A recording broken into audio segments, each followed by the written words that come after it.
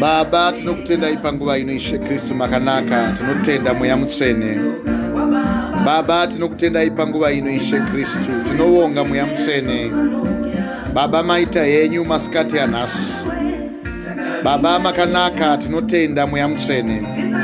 Tinoziva kuti Ishe Kristu takavinga Baba kuzotsvaga denga. Baba tinokutendai panguva ino Ishe Kristu. Baba tibetserei, tinokumba mweya mutsvene Baba unotaura nesu nguva nenguva kuti utikumbirire Baba kwamuri, nekuti Ishe Kristu mweya mutsvene ndimi. Baba tinokutendai, tinokumbira mweya mutsvene. Baba maita henyu masikati anhasi. Tinokutendai Mwari Samasimba, tinokumbira mweya mutsvene wokuti Baba titaure nemi. Mwari maita henyu, tinokutendai mweya mutsvene, tinonamata tichikumbira simba renyu Baba. Baba maita henyu nevana venyu, tinotenda nemukana wamatipa wokuti uye kuzopupura vhangeri rechokwadi. Vhangeri Baba rinotisa kudenga kwamuri. Mwari maita henyu, tinonamata nekutenda. Baba tinovonga vana venyu vari pasi rose vese Ishe Kristu Baba vari munyika Baba yeZimbabwe, tinovanamata panguva ino. Tinokumbira kuti Baba mutirangarire Ishe Kristu pamunouya kuzotora vatsvene venyu. Baba rangarirai vana venyu vanoshuva Ishe Kristu kusendera pedyo nemi. Mwari maita henyu panguva ino. Tinotenda mweya mutsvene Baba kuti Baba tinoda kuti uye kudenga kwamuri Ishe Kristu. Tibatsirei Baba, mutinunurei, mufambe nesu. Jehovha Samasimba, ndinovonga, ndinokumbira simba remweya mutsvene nekuti Baba muchadzoka kuzotora vatsvene venyu. Baba tinotenda nekuti Baba tinoziva kuti takavinga denga pano. Baba tinokuvongai, tinonamata kuti Baba tikutsvagei nemweya wezvokwadi. Baba tinovonga. Baba tibetserei mweya wedu userere pedyo nemi. Baba tinokumbira mweya mutsvene kuti urambe uchitaura nesu. Musatisiya Mwari wangu, rambai muinesu Baba, rambai muchitaura nesu. Baba ndinonamatira vana Ishe Kristu vanopupura kubata kwa Jesu. Ndinonamatira vana veDACC, Dunamis Assembly of Christ Church. Ndigonyengeterera Baba Ishe Kristu vose vanopupura kubata kwa Jesu. Mwari varangarirei. Mwari Samasimba, ndinovonga simba renyu Baba ndiro ndinokumbira Baba panguva ino. Patichapupura masikati anhasi madekwana ano, tinokumbira mweya mutsvene Baba kuti utaura nesu. Baba zarurai njere mweya mutsvene pakati pevana venyu vose vanopupura kubata kwa Jesu. Baba vaite zvakanaka. Mwari maita henyu, tinotenda. Mwari makanaka, kudziwai henyu Baba. Ishe Kristu tinonamata, tinokumbira simba irori Baba kuti rirambe riri matiri.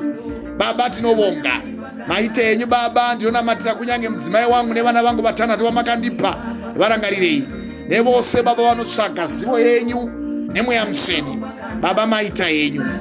Baba tibetserei nekuti kudenga Baba tinoshuvira kuuya. Mwari tibatsirei patichapupura pamusoro Baba kwomweya wegodo Sauro naDhavhidha. Mwari tibatsirei. Mwari tinoziva kuti muchauya. Ishe wangu makanaka, rumbidzwai henyu Baba. Tibatsirei, pfekai mweya mutsvene matiri. Tibetserei Baba, tikutsvagei.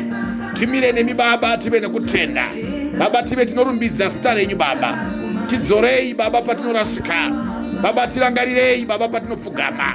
Chivai nesu Baba, patichazarura mweya yedu Baba kuti mutaure nesu. Ishe wangu, hamungatisiyi tiri toga. Munogara Baba muri matiri, muri Mwari vakatirangarira, Mwari makatendeka. Zita renyu Baba ngarive rinokudzwa. Mweya mutsvene Baba ngauramba uchitaura nesu. Musatisiya tiri toga Baba, taurai nesu Baba, nekuti Baba tiri vana venyu. Zviro kwazvo Baba ndinotenda, ndinokumbira mweya mutsvene. Ishe Kristu uwadzane nesu, rambai muinesu, musatisiya Mwari wangu. Tinonamata tichikumbira simba irori kuti riwadzane nesu. Baba tinonamata, mbiri kumusoro kudenga, rugare ngaruwaruka kwanyika. Tinotenda. Haleluya, haleluya, haleluya, haleluya, haleluya. Ndinokuchingamidzai masikati anhasi mama. Maswera sei apostle? Taswera kana maswera sei unemiwo. Tinotenda Mwari vatipa mukana uno kuti tive tinonamata uye tive tinouya pamberi pavo tichikumbira simba ravo kuti ribate kwatiri. Haleluya. Saka toda kukumbira Mwari masikati anhasi pamashoko atichada kunzwa aMwari, nekuti nguva yekumhanyidzana ichapera. Zviro kwazvo kana mwanakomana auya kuzotora vatsvene vake, vazhinji vasina kuwanikwa vasina kunyogwa mubhuku reutsvene, avo vachakandirwa mudziva remoto. Mwari ngavatibetsere, vatitunurire, nokuti chinangwa chatinopupura vhangeri ndeyekuti Baba, dai vanhu vanga vadzoka pamberi pavo, uye dai vanga varamba vachimira nekutenda tichiziva kuti Jesu anouya. Saka Mwari ngavatibetsere. Tikaverenga tsamba yazvirevo yazvakazarurwa, I should say zvakazarurwa chapter 20 kubva pavhesi ya 11, inotiyo musoro weshoko kutongwa kwokupedzisira. Zvino ndakaona chigaro choushe chikuru chichena, naiye akanga agere pamusoro pacho. Nyika nedenga zvakanga zvatiza pamberi pake zvikasawanirwa nzvimbo. Ipapo ndakaona vakafa, vaduku navakuru, vamire pamberi pechigaro choushe, bhuku dzikazarurwa, neimwe bhuku youpenyu ikazarurwa. Vakafa vakatongwa nezvavakanga vakabata zvakanga zvakanyorwa mukati mebhuku. Gungwa rikabudisawo vakafa vakanga vari mariri, nerufu neHadhesi zvikabudisawo vakafa vakanga vari mazviri. Mumwe nomumwe akatongwa sezvaakanga akabata. Ipapo ndakaona rufu neHadhesi zvikakandwa mudziva romoto. Ugo ndo rufu rwechipiri, ndiro dziva remoto. Zvino kana munhu akawanikwa asina kunyorwa mubhuku youpenyu akakandwa mudziva remoto. Saka Mwari ngavatibetsere, dai vatinunura. Haleluya, haleluya, Amen. dai Mwari vanga vatibetsere kuti tikwanise kuwana nhaka yokuinda kudenga. So toda kuti bate nhasi pamusoro petsamba dzatichaverenga pamusoro pemurume anonzi iye Sauro naDhavhidha. Now tichibata pamusoro pemweya wegodo. Theme yatiri kubata vhiki ino, mweya wenyika nemweya yamadzidza. Now tisakangamwa kuti vazhinji vanobatwa negodo vaya, vamwe vanotobatwa negodo nekuda kuti zvinogona kubva mudzinza, zvigogona kubva chaiko munyika. Asi Mwari vakatendeka kwazvo, nokuti ndivo vanotidzidzisa makwara kana ndivo vanotidzidzisa nzira yekuti inofanira kufamba sei mavari ivo Mwari. So toda kutenda Mwari tichikumbira mweya mutsvene iwo wamene kuti utipupurirewo kuna Mwari, kuti isi tinovada Mwari, uye toda kutiza kubva kumweya wegodo, nekuti ndo mweya wabata vana vakawanda kwazvo pasi rino rose. Na urangarirai kuti takaparidza nhoroondo kana kuti nyaya dzakati siyanei kana dzakati wandei pamusoro pemweya wegodo. Takaparidza pamusoro pa Josefa nemadzikoma ake, godo ravakamuitira. Tikaverenga tsamba kubva kuna Genesis chapter 37 kubva pavhesi ya 1 kusvika pavhesi ya 36. Tikazobata futi pamusoro nezuro pa Hana naPenina. Now vakanga vakaroorwa nemurume wavo ainzi Elkina, asi varoorwa nemurume uyu. Hana wakaitigwa godo nokuti wakanga anyimwa mbereko naMwari. Now tikabata dzimwe nyaya dzakati wandei kwazvo dzenyaya yegodo iyoyo, tichiti godo chinhu chinofanira kuti chibve mukati mevana vevanhu. Tikabata nhoroondo zhinjisa kwazvo pamusoro pemweya wegodo, uye kuti mweya wegodo unogona kurumurwa sei matiri, nekuti mweya wegodo ndo wabata nyika nevana vevanhu. Vana vevanhu havachagoni kumira pamberi peMwari nekuda kwenyaya yegodo, nekuti godo munhu anogona kungobatikana kana kushuvira zvaasina oti izvo dai ndava nazvo, izvo zvisi zvake, mweya wegodo. Now takabata dzimwe ndima dzakati wandei pamusoro pemweya wegodo uyo, nokuti hatinangobata ndima iyoyo chete yaJosefa nemadzikoma ake. Takabatawo ndima yaHana yandiri kutaura iyi naPenina, vakanga vakaroorwa vari paguru. Tikataura pamusoro pegodo kuti godo chinhu chakaipa kwazvo uye chinogona kukuwisira kusina.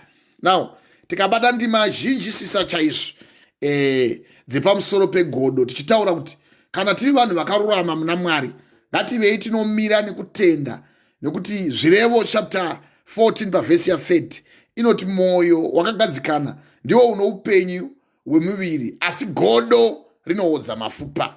Tikataura kuodzwa kwakaitwa mapfupa kuna amai Hana, vakataura kuti mwoyo wangu wakasvibiswa kwazvo. Takaiverenga tsamba iyoyo pamusoro pamai Hana vachichema pamusoro pekurarama kwavo nedambudziko ravanga vasangana naro, nokuti Hana ndiye kuzozvara mwanakomana anonzi Samuel. Now Samuel ndiye akazozodza murume anonzi Sauro. Ndo nyaya yatoda kubata nhasi, murume anonzi Sauro. Saka pakaitikawo godowo nekuti panga pari chakanaka chaifana kubuda mukati mekurarama kwavo mai Hana. Asi kana paine chakanaka chinofana kubuda mukati mekurarama kwomunhu wakaipa ane simba rekuda kubvisa zvacho izvi zvinenge zvakagadzirwa naMwari kana zvinenge zvakarongwa naMwari kuti zvive zvinobuda. Asi takaverenga tsamba iyo kubva kuna 1 Samuel chapter 1 kubva pavhesi ya1 tikaitsetsemura ndima iyoyo yose kubva pavhesi ya1 kusvika pavhesi ya28 tikabata ndima iyoyo pamusoro pe zvakanga zvichiitwa namai Hana. Takazogumira zviri pamusoro pandima ya23 tikanzwa mai Hana vachitaura vachichema vachipupurawo mashoko avo kuna Mwari kuti Mwari avaite zvakanaka. Nekuti takaverenga tichinzwa pavhesi ya6 1 Samuel chapter 1 pavhesi ya6 kuti zvino muvengi wake Penina akamunetsa kwazvo kuti azvidye mwoyo nekuti Jehovha wakanga wazarira chizvaro chake, kureva kuti wakanga asiri munhu waizvarwa. Mwari vakamurangarira kwazvo, akachema akauya pamberi paMwari akakumbira kuna Mwari, Mwari vakava naye.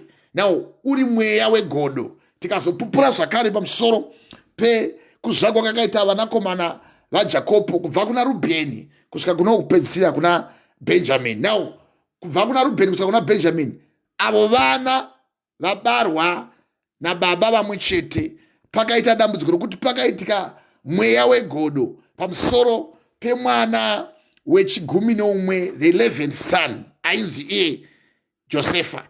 Now Josefa wakaitigwa godo nemadzikoma ake, zvakaita kuti Josefa apedzisire ava nhapwa, ava mutorwa pakati pevana vababa vake, kureva kuti madzikoma ake. Akachema kwazvo nemusodzi achikumbira kuti Mwari dai vanga vamunzwa. Now tikaverenga ndima kubva kuna Genesis chapter 37 kubva pavhesi ya2 tichinzwa kuti baba vake vakanga vamuda kwazvo, vakamuita mwana wavakanga vazvara pautana hwavo. Ndo zvinotaura bhuku yangu paGenesis chapter 37 kubva pavhesi ya2 kuti vakamuda kwazvo nekuti vakanga vamuzvara panguva yavo yekukwegura, kureva kuti pautana hwavo. Now vamuzvara kudaro vakamugadzirira nguo yakanga yakareba kwazvo, yakanga ichisvika kumakumbo kwake uku.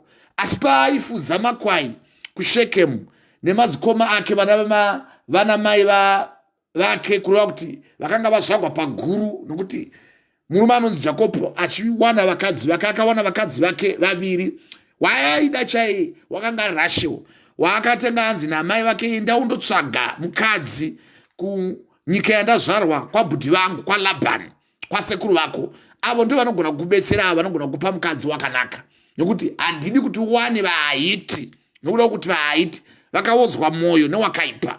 Now vakaenda ane chinangwa chokuti asangana naMwari, akasangana naJehovha naMwari wake vari muzhira kuna Genesis chapter 28. Ndo paanozoona ngirozi dzichikwidza manera dzichikwidza chidzika.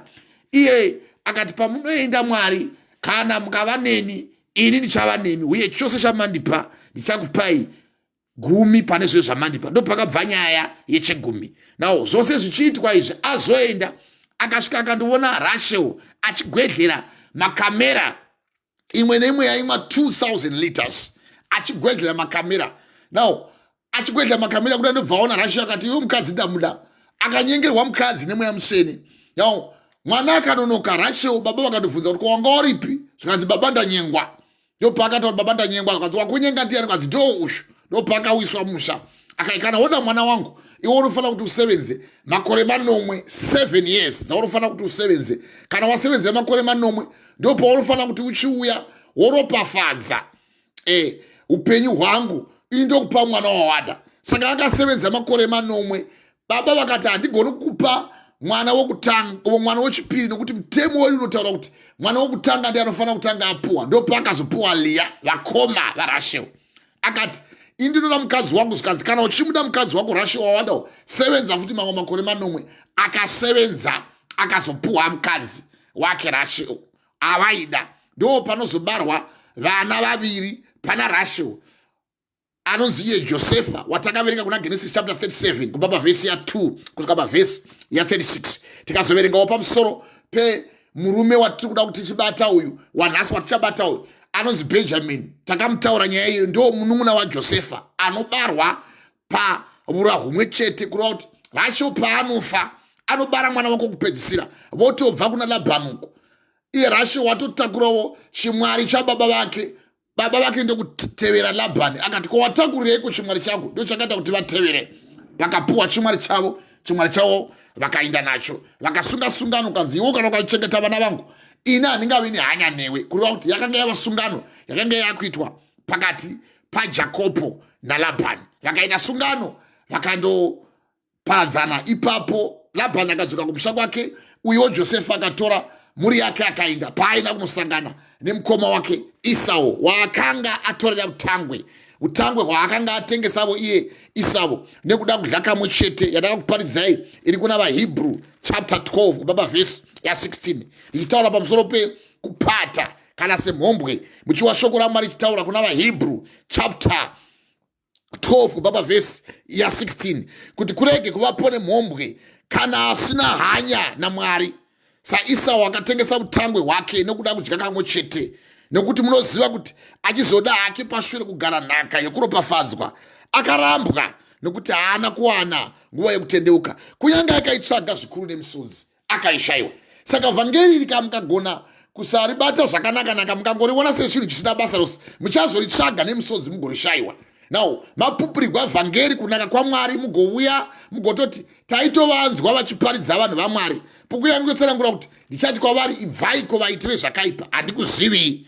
Izvo Mwari vanenge vavona kuti vhangeri rakaparidziwa, iwo ukarihwa, asi ukasindimara mwoyo, ukasada kutendeuka kubva kumweya wakaipa. Now tiri kuparidza pamusoro pemweya wegodo, pamusoro paSauro naDhavhidhi. Muchaiwa nyaya iyoyo, wakarega kutendeuka uyu, kunyange wakahutsvaga nyasha dzaMwari kana kuti utendeuku hwaMwari, wakahutsvaga Sauro nemisodzi nemaziso ose, asi wakashayiwa. Akasvika pakuzourawa, muchaiwa nhoroondo iyoyo, akasvika pakuzourawa, tichaiwa nhoroondo yekuna 1 Samuel chapter 31 pavhesi ya4, achitokumbira kuti chindiurayai nekuti ndaita zvakaipa.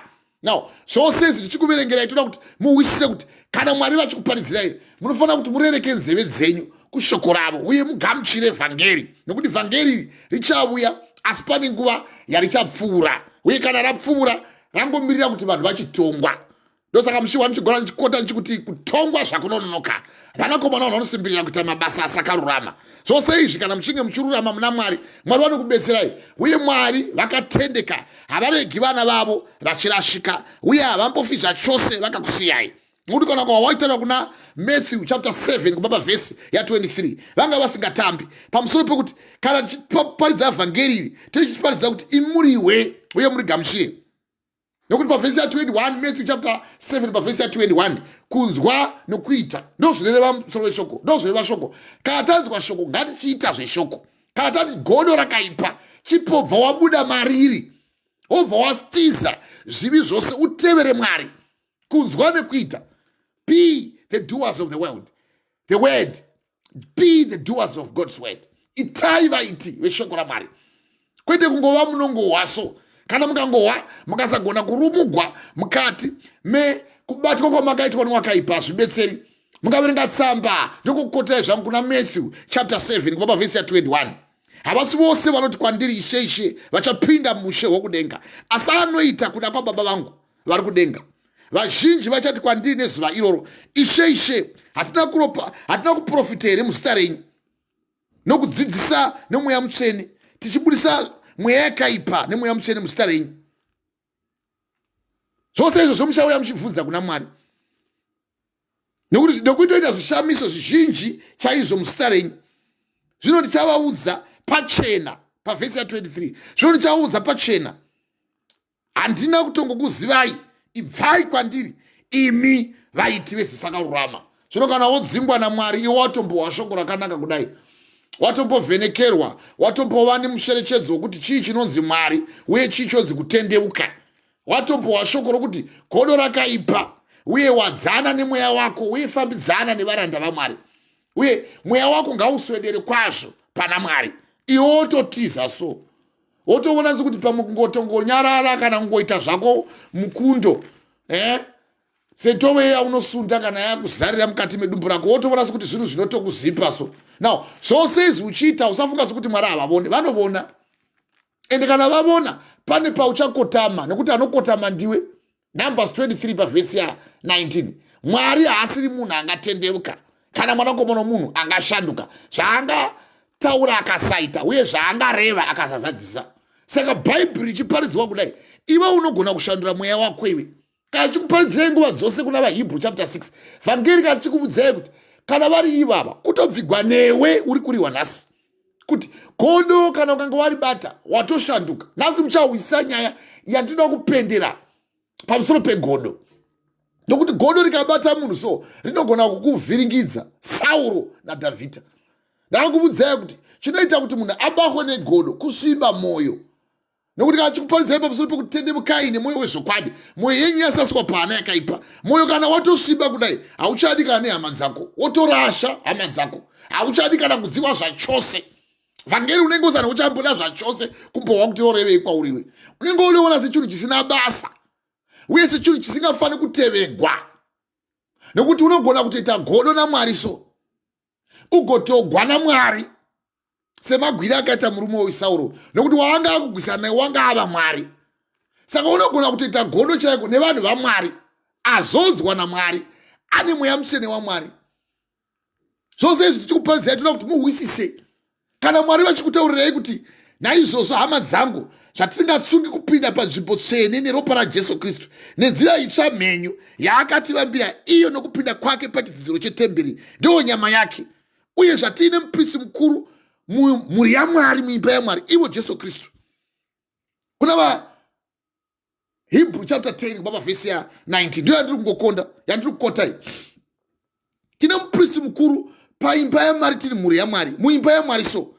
Ngatiswederei nemwoyo wezvokwadi nokutenda kwakasimba, mwoyo yedu yasasiwa kuhana yakaipa, nemiviri yedu yashambidzwa nemvura yakanaka. Tokubhabhatidzai, takupabhuridzai kudai so. Hatigoni kukubhabhatidza tichiramba tichikukuudza shoko rausingagoni kana kumbonyora rugaro kwokuti Mwari ndiregererei kana kuvanhu vaMwari tine imwe minamato yatoda kuti kuitirei. Asi kana ukaramba wakanyarara wongoti patinozongosangana makadini, mamuka sei, mavera sei, uye hako kana tichikuparidza kudai, izvi hazvina kushata. But ukanyora rugwaro rwokuti Mwari ndiregererei, muranda waMwari, ndine zvimwe zvinhu zvanoda kuti mundinamatire, ndo basa redu izvo. Takadanigwa izvozvo, takaburikira izvozvo. Ukawa Jesu vachipupura kuna John chapter 18 kubva pavhesi ya 37, abvunziwa mwanakomana womunhu ava panguva yekuti achitorogwa pamuchinjikwa kuti afire iwe neni. Abvunziwa naPirato kanzi, iwe ndiwe mambo waJudhasu? Iye akati, iwe ndiwe wareva iwe kuti ini ndakaberekera izvozvo, ndakaberekerwa izvozvo, ndakaburukira izvozvo, ndakauya kuzoedza zvokwadi. Anani wezvokwadi anonzwa izwi rangu. Pavhesi ya 38 akati areva izvozvo, Pirato ndokubvunza futi kuti zvokwadi chii? Sematauriro atinoita kudai unogona kubvunza kuti ko chinombodzi godo chiko, uye chinonzi kana chifanira kunyora rugwaro rwakareba ndinorevei? Now, mune zvakawanda zvimwe zvamakatadzira Mwari so zvamunofanira kuti Mwari vakuregererei. Tiripo kuti Mwari betserai vana venyu. Takadanigwa izvozvo, takaburikira izvozvo, takatiuya kuzoedza zvokwadi, nekuti zvokwadi yaMwari ndo yatakadanigwa iyoyo. Hatina kudanigwa kuuya kuzopupurira kana kuti kumatanda. Takauya kuzopupura vhangeri kwamuri vana vaMwari, uye kuti Mwari vatsvene, ivo Mwari vamene vakuitei vatsvene kwazvo mugogona kushandurwa naivo Mwari. Ndo saka tichikupupurira vhangeri kudai so. Hatina kupupurira vhangeri risina mucherechedzo wemweya mutsvene. Vhangeri rikashayiwa Jesu harichisina chinhu. Saka tikuda kupupura pamusoro pemweya wegodo kuna Sauro naDhavhidha. Muchayiwa ndima iyoyo zvakanaka-naka. Torai nguva yenyu yakanaka-naka, musatombomanya nhasi. Saka tichikuparidzirai kudai, ndoda kuti tichikuparidzirai takapuwa nhaka naMwari yokuti tofanira kuuya tichikupupurirai vhangeri rekuti muinde kudenga, uye kuti musava munobva pana Mwari, nokuti vavariro yedu ndeyekuti muponeswe, muitwe vatsvene kwazvo, uye pakuponeswa mugozogona kupupura kune tari yedu kuti irege kuzungutswa, nekuti iye wamene wakapikira, wakatendeka. Ngatirayirane timutsane moyo, tive nerudo nemabasa akanaka. Kuna vaHebrew chapter 10 kubva pavhesi ya 22. Saka tikasarega kupupurirana vhangeri hatisina rudo nemabasa akanaka. Haleluya, haleluya, haleluya. Amen. So muchiwa Mwari vachitaura vachikupupurirai kudai vanoda kuti mweya yenyu imimi iwadzane navo uye paunozouya mwanakomana womunhu imoti kana netsamba yatakaverengegwa nemuranda waMwari kuna vakorosi Paul achitaura vakorosi vokutanga chapeterera ndio musoro weshoko uyu. Saka nesuwo kubvira pazuva ratakanzwa nezvenyu hatiregi kukunyengetererai nekukumbira kuti muzadziswe nokuziva kukuru kwazvo kuda kwake iye akakudanai kuti muve neuchenjeri uye munzwisise zvose zvemweya kuti mufambe sezvinofanira Ishe muchifadza pazvose muchiberekawo zvibereko pamabasa enyu ose akanaka muchikurawo pamazuva enyu amakapuwa naMwari muchisimbisa uye muchimisa simba raMwari rose nesimba rokubwinya kwake muve nemwoyo murefu nomufaro uye muve munoda Mwari musavenga Jehovha mirai pana Mwari. Can you say amen? Amen. Hallelujah, hallelujah, hallelujah. Saka ngatichindai mai tiverenge tsamba iyi kubva kuna 1 Samuel chapter 18 kubva pavhesi ya 1. Ndoda kuti muwe chapter 18 toda kutanga ndima ya chapter 17 tanga kubva ndima ya chapter 17 kubva vhesi ya 45. Muwe rungano gwemurume anonzi Sauro uyu nokuti angoda kubata kudzidzisa kutanga tisataparidza zvedu. Mungu wanyaya 1 Samuel chapter 17 kubva pavhesi ya 45 kusvika pavhesi ya 57 ndo painozoperera ipapo.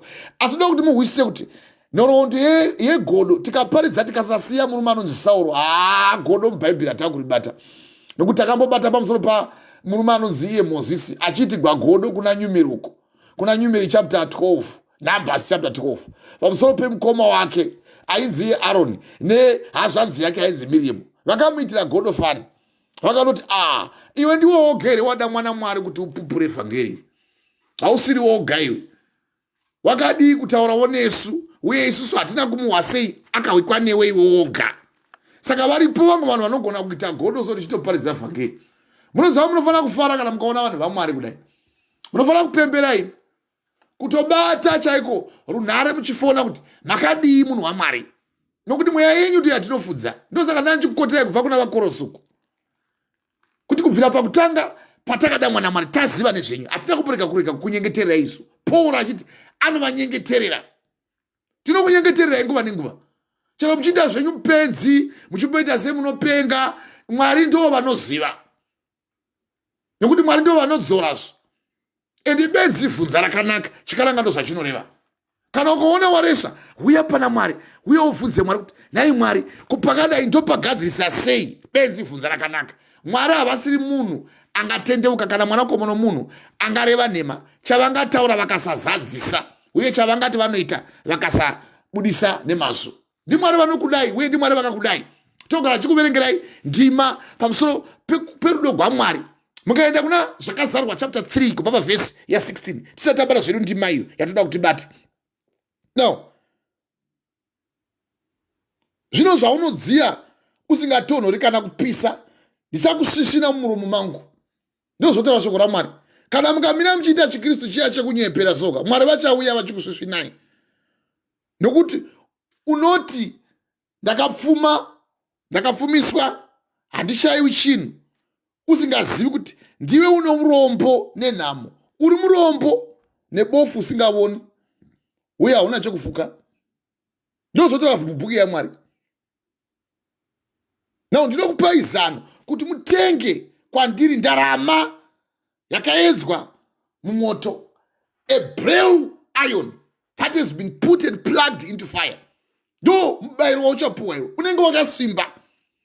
Ndinokupai zano kuti utenge kwazvo kwandiri ndarama yakaedzwa mumoto kuti uve neupfumi nenguvo chena kuti ufukidze nyadzi dzokusafuka kwako dzirege kuonekwa nechizoro chameso kuti uzorore meso ako uone. Wozwa pavhesi ya 19 zvirevo chapter 3 vose vandinoda ndinovaranga nokuvarova naizvozvo shingera utendeuka. Yandokanaka kunamata ndichipedza ndima every other time. Tarirai ndimire ndichigogodza. Kana munhu akanzwa izwi rangu akazarura musuo ndichapinda kwaari ndicharayira naye iye neni anokunda ndichamupa mubayiro wechinhu ichi kuti agare neni pachigaro choushe chokudenga sendakakunda ndikagara pamwe chete nababa vangu vari pachigaro cheushe. Pavhesi ya 22 ane nzeve ngaanzwe zvinoreva mweya mukereke. Vhangeri hauri wani mubhawa iri, uye vhangeri hamuri wani kumatii patiri. Vhangeri hamuri wani mukwarantini muchiita mapati enyu, muchiita mabhabholi enyu kuti tavakamhuri kamwe chete tochengeta utano hwedu tiri panzvimbo. Vhangeri munoriwana muimba yaMwari sekupinda kwamaita kudai mwanangu Tabitha. Zvose izvi tichikuparidzirai toda kuti muhwisise, uye kana mukachengeta vhangeri richakuponesai muchava vatsvene kwazvo, Mwari vachakudai. Haleluya. So ngatichiindai mai tiverenge ndima zvakanaka-naka. Ndatovabudza kuti toda kukuisai mukati memoto. Now ukawa kuna Zakaria chapter 3 kuti muri chitsika chakabvutowa mumoto ini, Satani amire ari mudzivisi, nekuti Satani ndiye ane godo kwazvo nevana vevanhu. Izvo ndozvamusingazivi, nekuti chinonzi godoka kubatikana mumwoyo nechinhu chausina umwe anacho iwoti umwe achiwanirei handina, ndorodzi godo. Ndakupai a good definition yegodo. Nemakei umwe wapuwa indashayiwa radova godo. Saka toda kuti bate nhasi tiwe mashoko makuru, mashoko anozipa, uye mashoko anofanira kutiisa kudenga, kuti patei tichipupura kudai so muchiwisana imo kuti tazozvibata nhasi taziva. Chimisikai mai verengai zvenyu 1 Samuel 17 hey. pavhesi ya 45. Good. Musoro weshoko, Dhavhidhi unouraya Goriati. Now uku ndo kwakabiyaya kutozedzera kuti murume uyu aite godo. Dhavhidhi unouraya Goriati. Haleluya. Amen. Chimisikai zvenyu, Dhavhidhi unouraya Goriati. Verengai zvakatsetseka. Mungohwa chete nyaya yemurume uyu, nekuti uyu wakanga achiita uyu wanga akazodzwa semazodzerwa akanga akaitwa murume anonzi iye Mozisi. Mozisi achidamwa wakanga achingova mumwe, akationa gwenzi richipfuta so, asi gwenzi risingapfuti, asi richipfuta, akaibvisa shangu dzako, nekuti panzvimbo yawapinda apa inzvimbo tsvene. Ndiye akanyida kuti kukotere kuna Numbers 12 iya pavhesi ya 1 uchiwa Miriamu anorohwa namaperembudzi, nekuti iye naAroni vakanga vamukira Mozisi. Ndakaiparidza nyaya iyoyi pamusoro pegodo.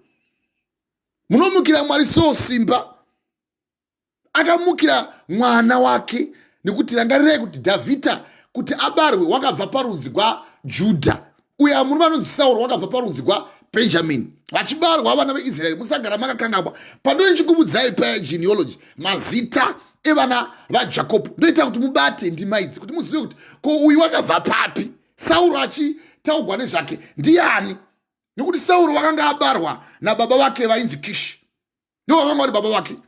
Mukadzi wake ainzi Ahiamoni, ndo mukadzi wake.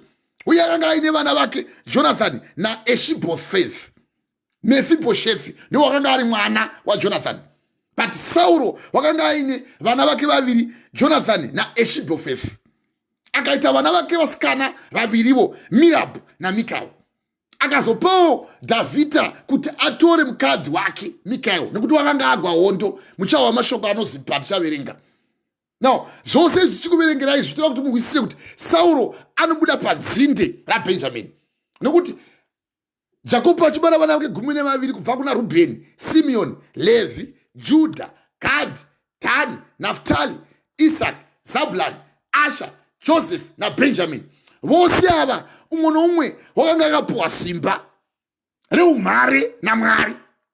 Saka pamurume watiri kutaura nezvake uyu Sauro wabarwa pa mwanakomana wokupedzisira waJakobho anonzi iye Bhenjamini. Wandiri kutaura kuti Bhenjamini ndiye akanga abara mwana anonzi Kishi.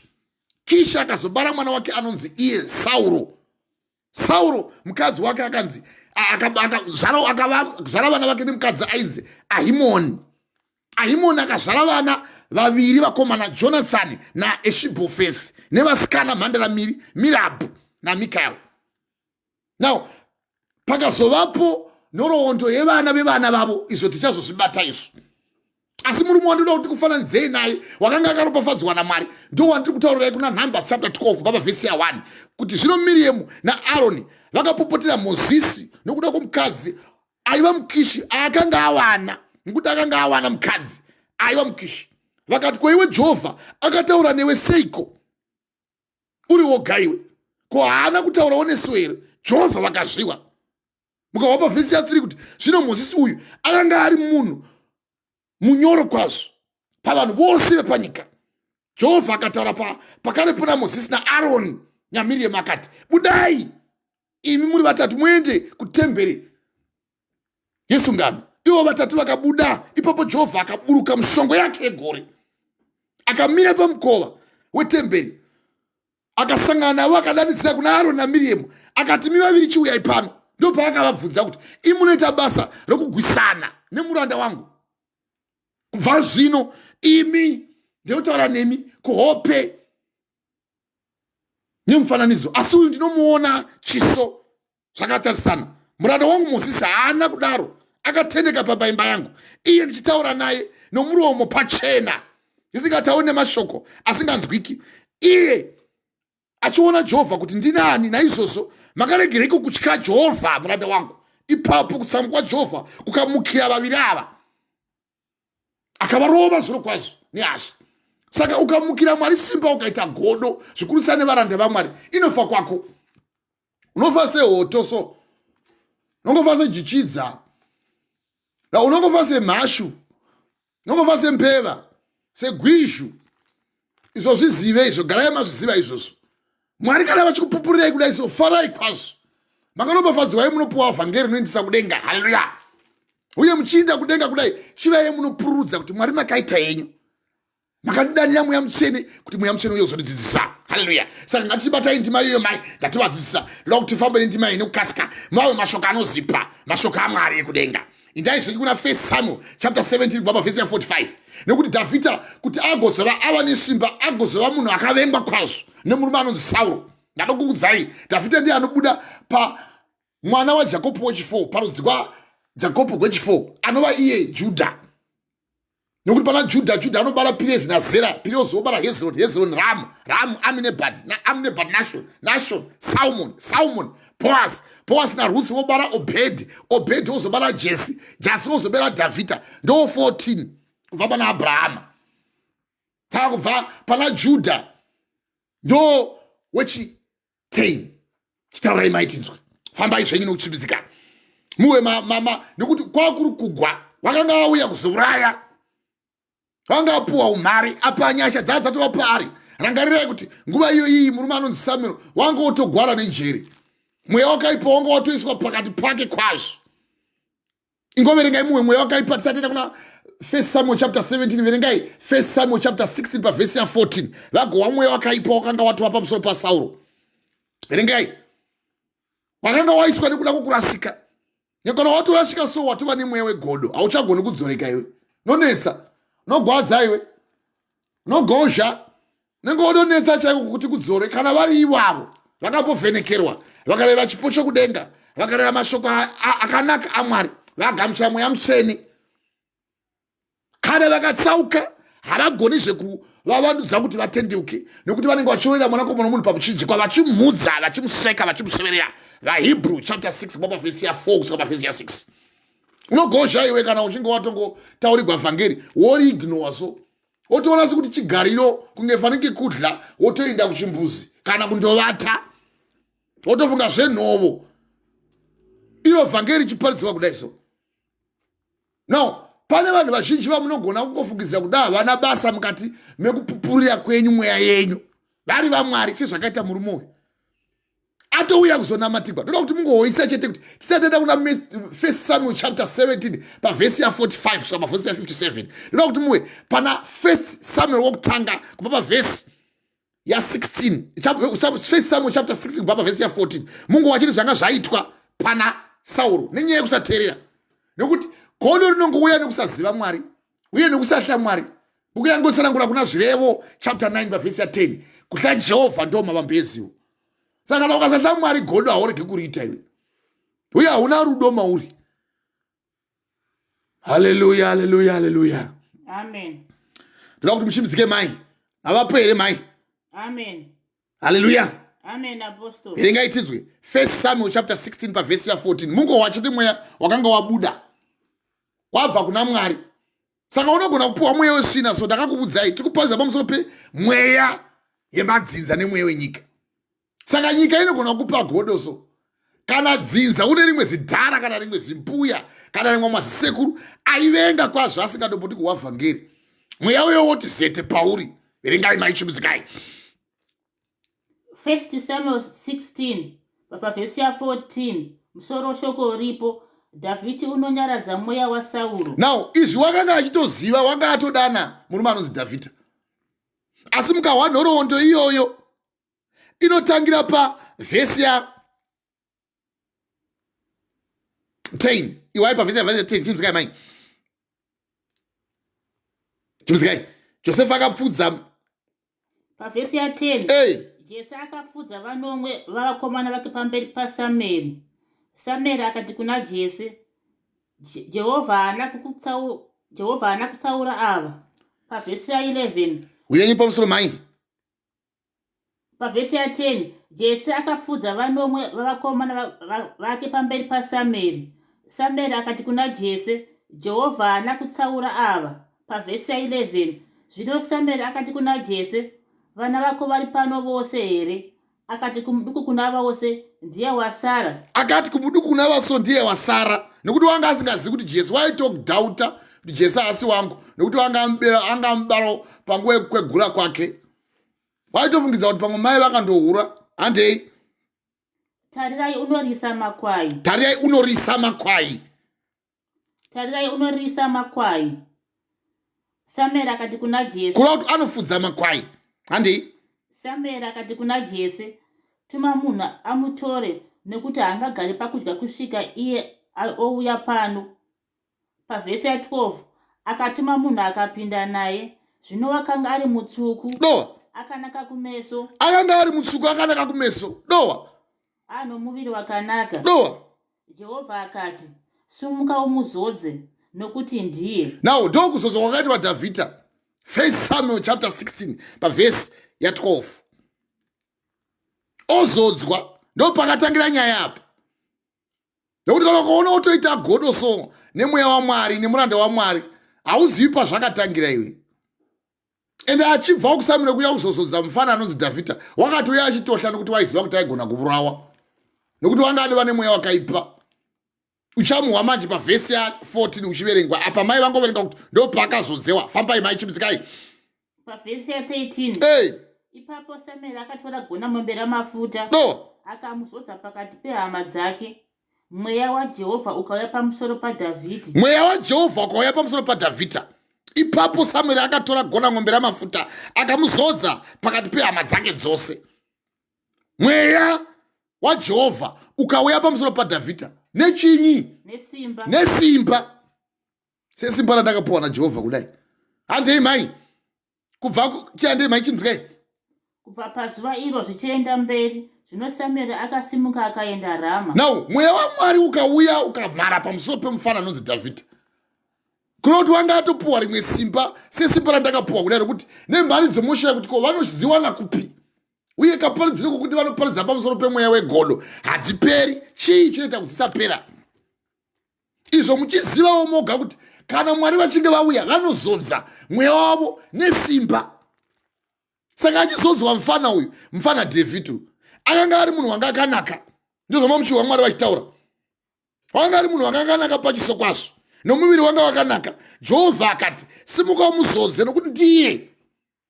Ipapo Samueri akatora gonamombe ramafuta akamuzodza pakati pehama dzake dzose. Mweya waJehovha ukauya pamusoro paDhavhidha nesimba. Kubva mazuva iwavo zvichienda mberi, zvino Samueri akasimuka akaenda kwake Rema. Now kurema uku ndiko kwanga kune nyaya yaPenina naHana yatakaparidza zuro. Mweya wegodo wepaguru. Chiwai manje pavhesi ya 14 mweya waMwari waenda pana Dhavhidhi manje. Asi chiwai zvakazoita kuti godo richitanga nekuti titange kumavambo kuti muhwisise. Chimbidzikai mai pavhesi ya 14. Pavhesi ya 14 nekuti adowa kuti mweya waMwari wakaenda pamusoro paDhavhidha ukava nesimba kwazvo. Kubva pazuva iroro zvichienda kumberi. Chiwai pavhesi ya 14. Zvino mweya waJehovha wakanga verengesai mai. Zvino mweya waJehovha wakanga wabva kuna Sauro. Dowa Mweya wakaipa wakatanga zvino mweya waJehovha wakanga wabva pana Sauro. Mweya wakaipa wakanga watumwa naJehovha ukamuvhundutsa. Verengai. Zvino mweya waJehovha wakanga wabva kuna Sauro, mweya wakaipa wakanga watumwa naJehovha akamuvhundusa. Ndo wakanga watumwa manje. Saka kana Mwari vakangoona kuti iwe une godo rakaipa sereka utereri, vanongokutumira rimwe zvimweya rokuti shanje negodo zvichiva pauri. Saka vasi vose vanotanga negodo kudai. Tatiibate ipapo. Uvunze umwe wako kuti uri kunyatsoibata zvakanaka here ndimai. Tinyatsokukufunbatidza mumaoko ndimo sinyanya. Mweya waMwari. Ipapo Samueri akatora gona ng'ombe ramafuta akazodza Dhavhidhi pakati pehama dzake dzose. Mweya waJehovha ukauya pamusoro paDhavhidhi nesimba kubva pazuva iroro zvichienda kumberi. Samueri akasumuka zvake akaenda kuRema. Kapena 14. Zvino mweya waJehovha wakanga wabva kuna Sauro. Mweya wakaipa wakanga watumwa naMwari naJehovha kuti umuvhundutse. Saka ndopanotangira godo. Vanotanga vachakufudza Mwari kudai sovoona kuti iwe unonetsa kutendeuka unogozha iwe. Mweya wako unonetsa kuti kuudze vhangeri rofana kuti rikutendeutse kuzvivi. Mweya waMwari manje wobva. Nyasha dziya hapachina.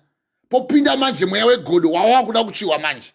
Saka chiwa manje masimba emweya waMwari wanga wapa na Dhavhidhi. 1 Samuel chapter 17 kubva pavhesi ya 45. Chimisikai mai. Uchiwa manje simba remweya mutsvene raakanga ava naro manje. Izvi wanga kupa taridzo kuvanhu kuti zviya zvamavona kuti mweya wakaipa wauya pamurume uyu. Uye Mwari vatozvitaridza kuti uyu ndo wandoda uyu. Uyu ndo wandazodza. Vatsausa iye Dhavhidhi kuti achiva mutungamiriri wevana veIsraeri. Akanga avudziwawo kune nyaya yakanga aita. Nhoroondo yake takaitaura kumasuruku yokuti haana kuteerera Mwari. 1 Samuel chapter 15 kubva pavhesi ya 22. Akatovudziwa nemuranda waMwari. Samueri akamuti, ko iwe Jehovha angafarira here zvipiriso zvinopiswa nezvibayiro sezvaanofarira kufarira kuteerera izwi raJehovha? Tarira, kuteerera kunokunda zvibereko, nokunzwa kunokunda mafuta amakondehwe. Nokuti kumukira Jehovha kwangofanana nechivi chokuvuka kwawa mung'anga uko. Uye kusindimara mwoyo kwangofanana nekunamata zvifananidzo nematafiri.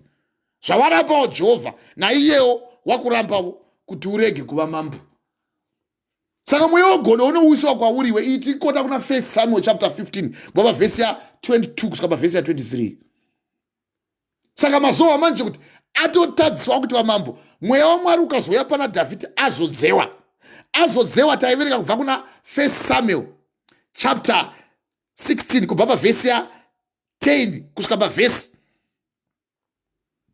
ya 13. Tikazodza kuti mweya waMwari ndo pawakazopuwa manje waakuinda pana Dhavhidhi akava nesimba. Na mweya wakaipa ukatumigwa naMwari pana Sauro. Vatesalonike chapter 2. 2 Vatesalonike chapter 2 pavhesi ya 11 na 12.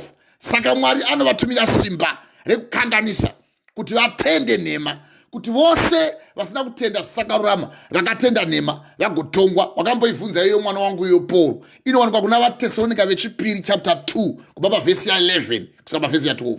Saka Mwari vanga vanotumira simba. Ramawa simba ravakamutumira kuti zvino mweya waJehovha wakanga wabva kuna Sauro. Mweya wakaipa wakanga watumwa naJehovha ukavhundutsa Sauro. Saka hazvina kungokuperera ipapo. Iye ndiye akauya otomupodza.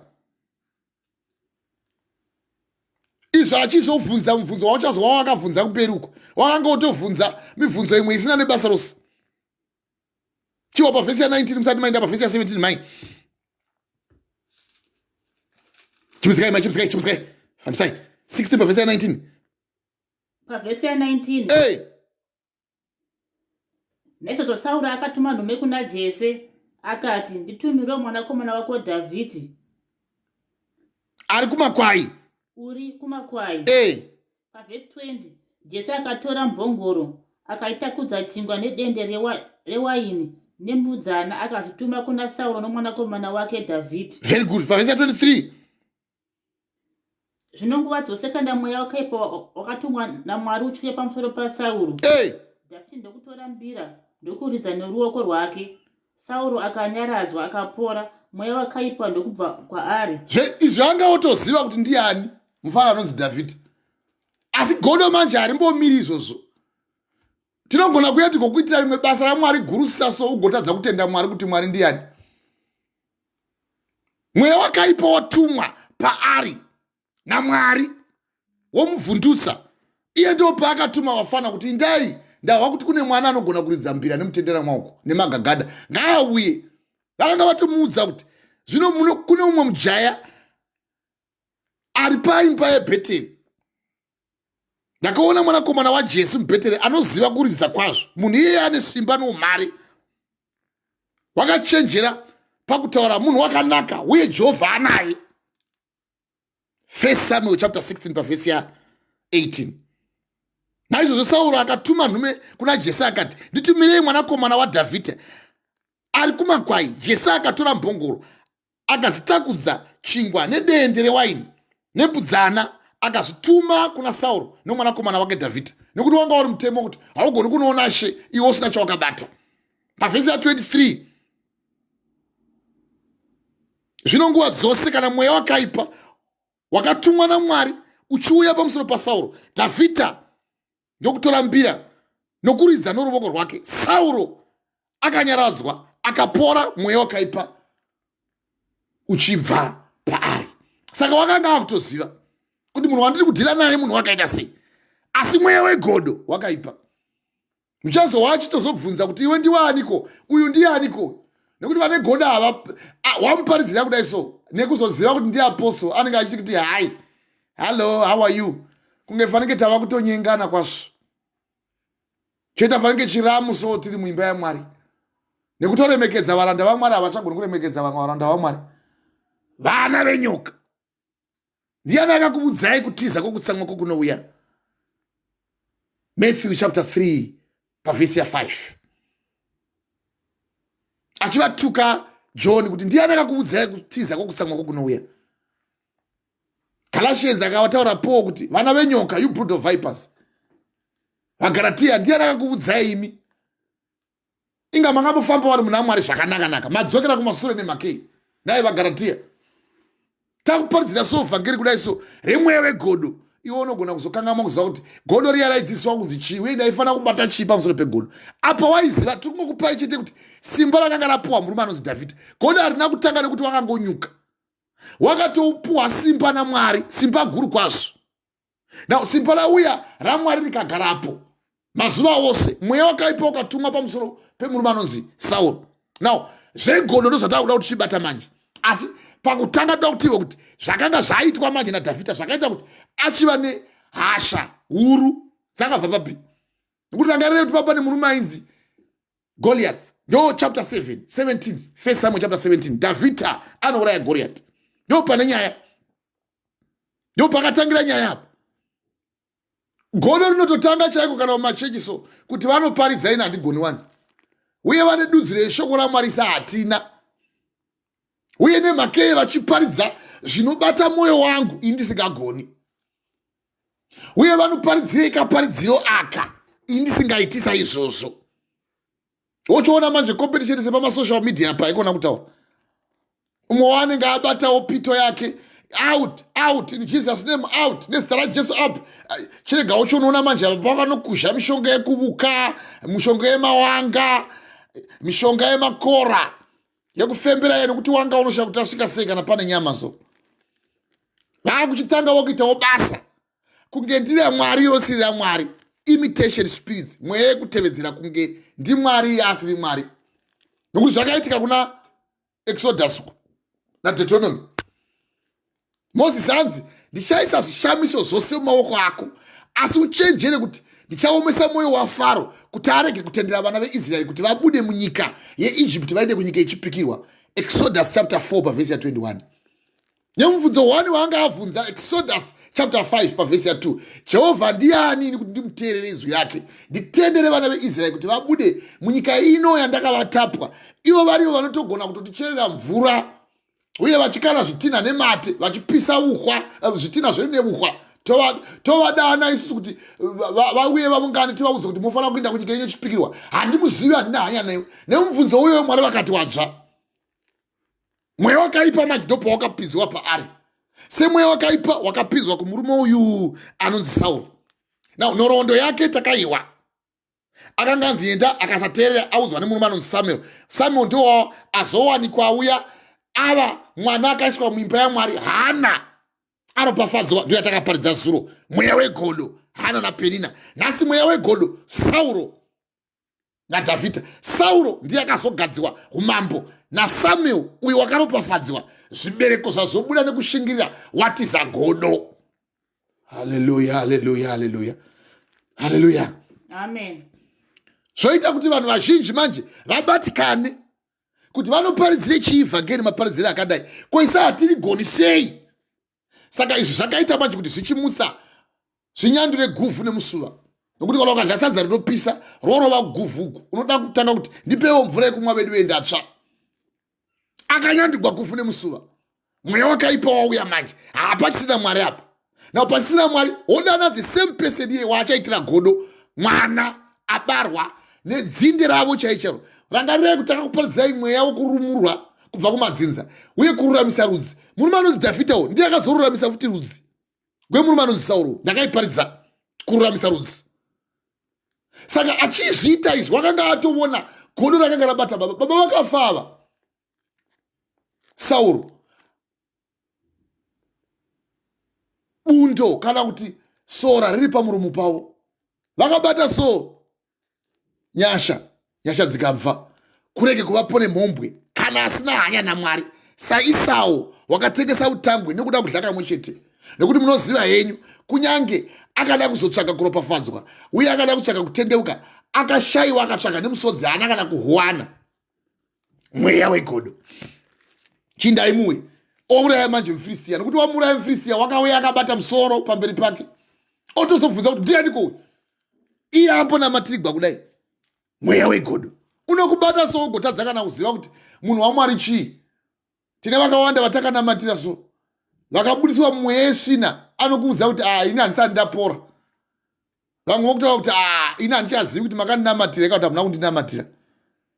Vamwe votobvunza kuti saka iwe kana uchibvunza kuti handina kukunamatira. Ko mweya uyu uri kupupura kwauri uyu uri kutaridza kuti iwe uchimupenyu uye Mwari vamene vanopupurira nemwedu tiri vana vaMwari. Kuna vaRoma chapter 8 kubva pavhesi ya 15 kusvika pavhesi ya 16. Nekuti handina kupiwa mweya wokutya kana mweya wouranda asi watinodana kuna Mwari wedu chiti Abba Father. Saka mweya uri kupupurira kwauri kuti iwe wava right isu tichikuona iwe utaona kuita zvakanaka. Mweya rudzii? Mweya wegodo. Wototozi kuudza kuti maifunga kuti asingapori iye moda kuti tikupei credit yekuti ndii makatiporesa. Hatina basa necredit isu. Mbiri inodzokwa kuna Mwari Baba kumusoro kudenga. VaFilipi chapter 4 kubva pavhesi ya 20. Mbiri kumusoro kudenga ndiko kwainodzokera kwete kwatiri. VaFilipi chapter 4 pavhesi ya 20. Mbiri kumusoro kudenga kuna Mwari wedu. Saka chiwai manje mweya wegodo wabata manje. Mweya wakaipa wauya paari.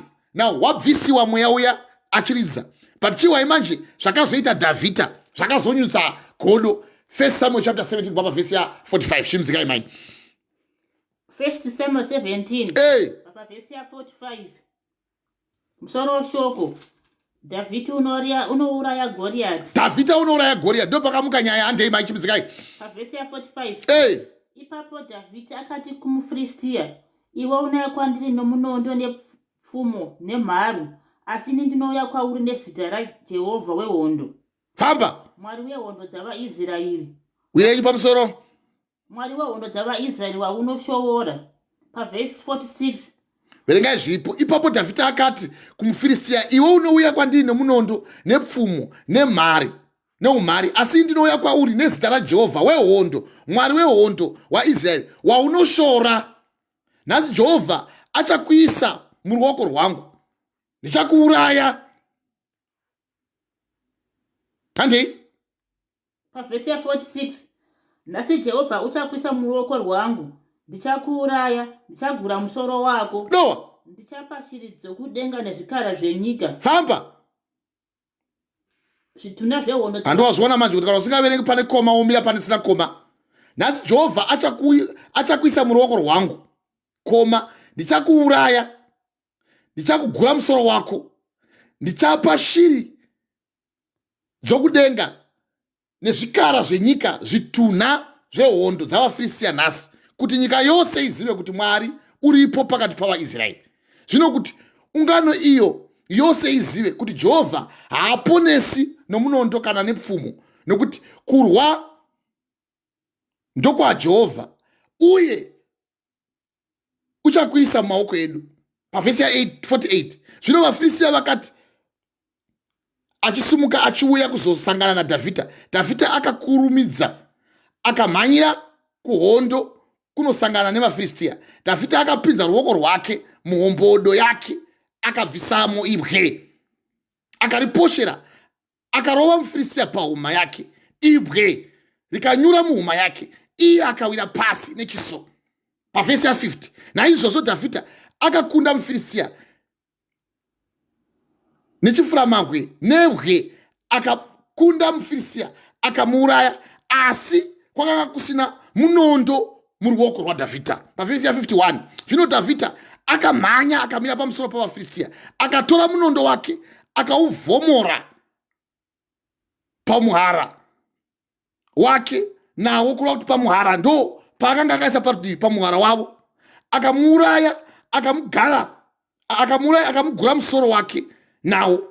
Ivhesi ya 51 zvino Dhavhidha akamhanya akamira pamusoro pavaFiristia, akatora munondo wake akamuvhomora pamuhura wavo, akamuuraya, akamugura musoro wake. Zvino vaFiristia vakati vachizviona kuti mhare yavo yafa, vakatiza. Vhesi ya 52 zvino varume veIsraeri nevaJudha vakasimuka, vakadanidzirako, vakatevera vaFiristia kusvikira paGati napamusoro peIdhoreki. Vakanga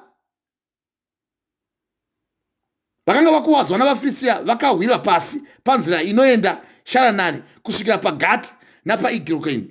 Ipapo vana veIsraeri vakadzoka pakudzinganisa vaFiristia, vakapambara misasa yavo. Pavhesi ya 54 Dhavhidha akatora musoro womuFiristia akauisa kuJerusarema, asi nguo dzake dzokurwa nadzo akadziisa mutende rake. Zvino Sauro wakati achiona Dhavhidha achibuda kundorwa navaFiristia, ndopanenda kuti ubarika ipapo. Chimisikai pavhesi ya 55 zvino Sauro wakati achiona Dhavhidhi kundobuda kundorwa nomuFiristia, akati kuna Abhineri mukuru wehondo. Zvino Sauro wakati achiona Dhavhidha achibuda kundorwa nemuFiristia, akati kuna Abhineri mukuru wehondo, hangei Abhineri mukomana uyu mwanakomana wani. Otovhunza futi. Nawo hazvigoni kuti ndiverenge ndichiparidza P-Vision and they might. Tikudzivisana? Amen, Apostle. Otovhunza. Zvino Sauro wakati achiona Dhavhidha achibuda kundorwa nomuFiristia, akati naye Abhineri mukuru wehondo, Abhineri mukomana uyu mwanakomana waniko? Iye ariye wanga achimbonamatirwa naye mweya wegodo. Otobatwa negodo so nokuti wauraya Goliath, auya nemusoro waGoliath pamberi pamambo Sauro, kuti ndauraya murume uya anga achitambudza vana veIsraeri, ndamugura musoro, nokuti wakatanga kutopika kuti nhasi iwe ndichakuuraya uye ndichagura musoro wako. Iye akati unopenga here iwe? Nekuduku kwako uku nekukura kwandakaita ndakauraya vanhu vakawanda kwazvo neruoko rwangu uku. Iye akati handigwi neiwe nemunondo, asi ndinogwa nehondo inobva kudenga yaJehovha.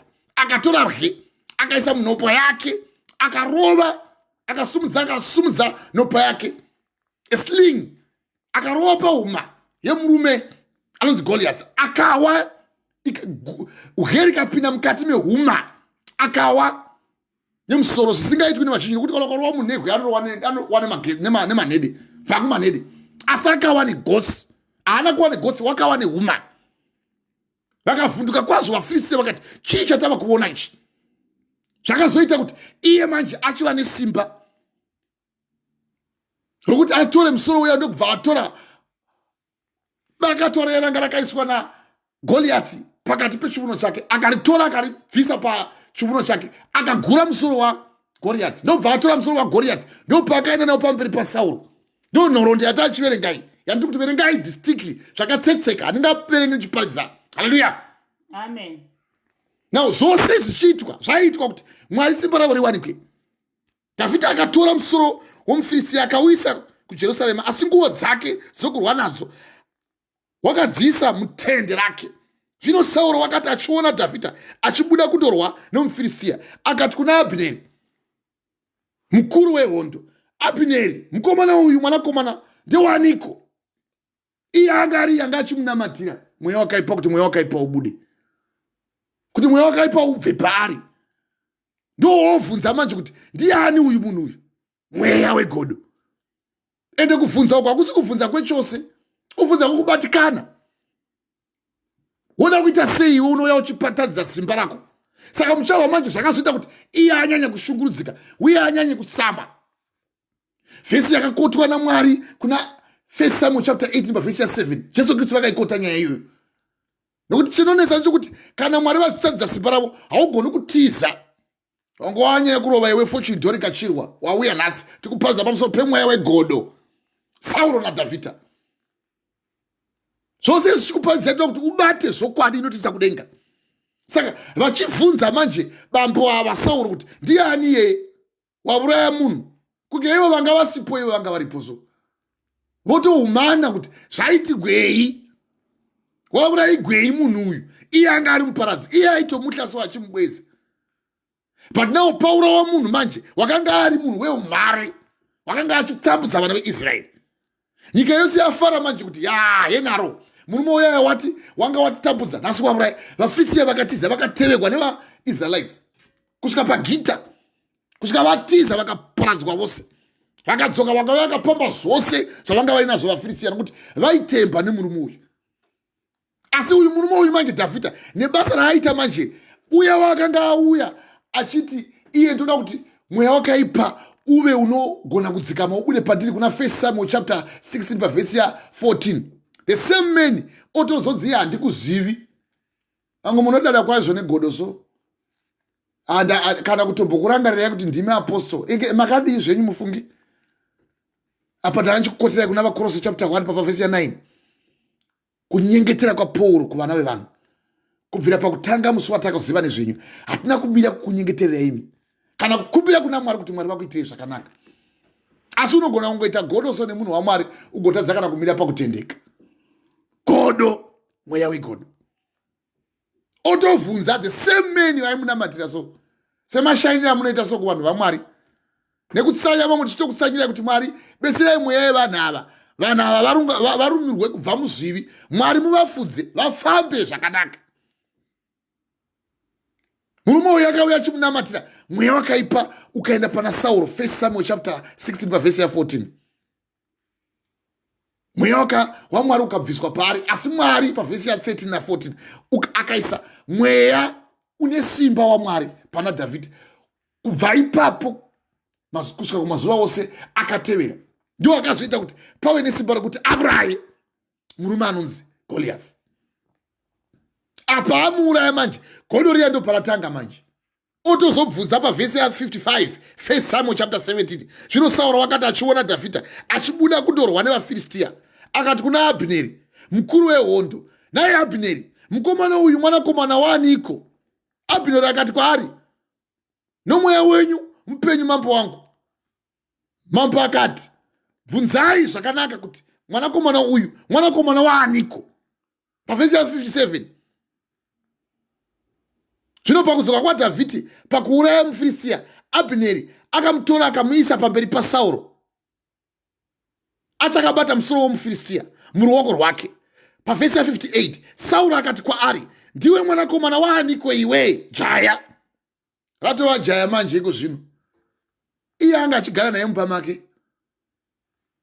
Tatova iwe kuti hai Michael, how are you? I'm fine. Hai, ototsiura vamwe otofunga pangu tichatororana magaro chako.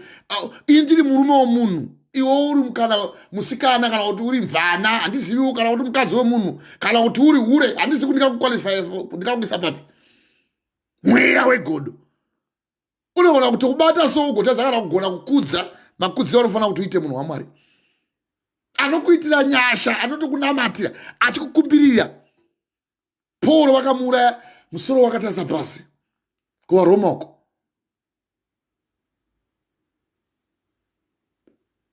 Petros akavhiyiwa ganda zuva romupenyu. Munhu wani akafa rufu rwaMwari rwakanaka chete ndiye John akafa riri bofu pachikomo chePatmosi. Munodadira so vanhu vaMwari so negodo so avajaya manje. Ugotoshaya kuti heya nenguva dzose vanga vamupa vana mudzimai chinyi uchitonamatira so anogona kutorasika.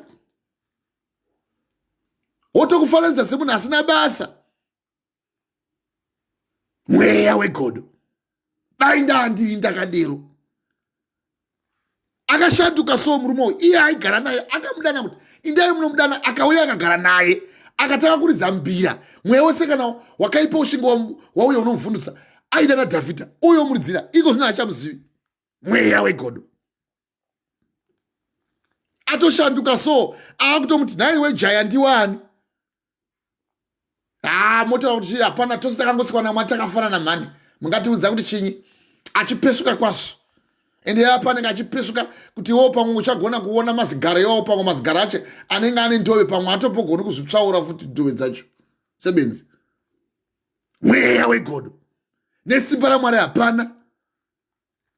Mweya unotova mari ndewegodo, wasangana nemweya wokuuka, nemweya woufeve, nemweya wokuba, nemweya woumhondi, nemweya woruvengo. Mweya wegodo, mweya wenyika nemweya wamadzinza.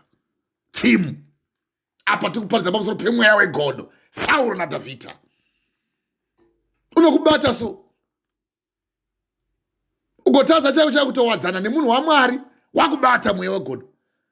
Aona manje musoro wabatwa wava muruoko, akandiwo wandamurayawo. Mandidana imi nokuti Abhineri akati wanga uchibvunzwa namambo iwe. Akati ndikabvunzwa namambo kwandogara ere. Katoya kuno Abhineri akatobvunza kuti hauya kuno. Kanzi wanga abvunza zvemunhu wandogara naye uyu. Kaya vanenge vachitobvunza kuti ndiwani. Kauya amutarisa so akabata musoro. Izvo kuda kusaiza munhu so. Munosaiza so vanhu vaMwari. Saiza munhu waMwari so.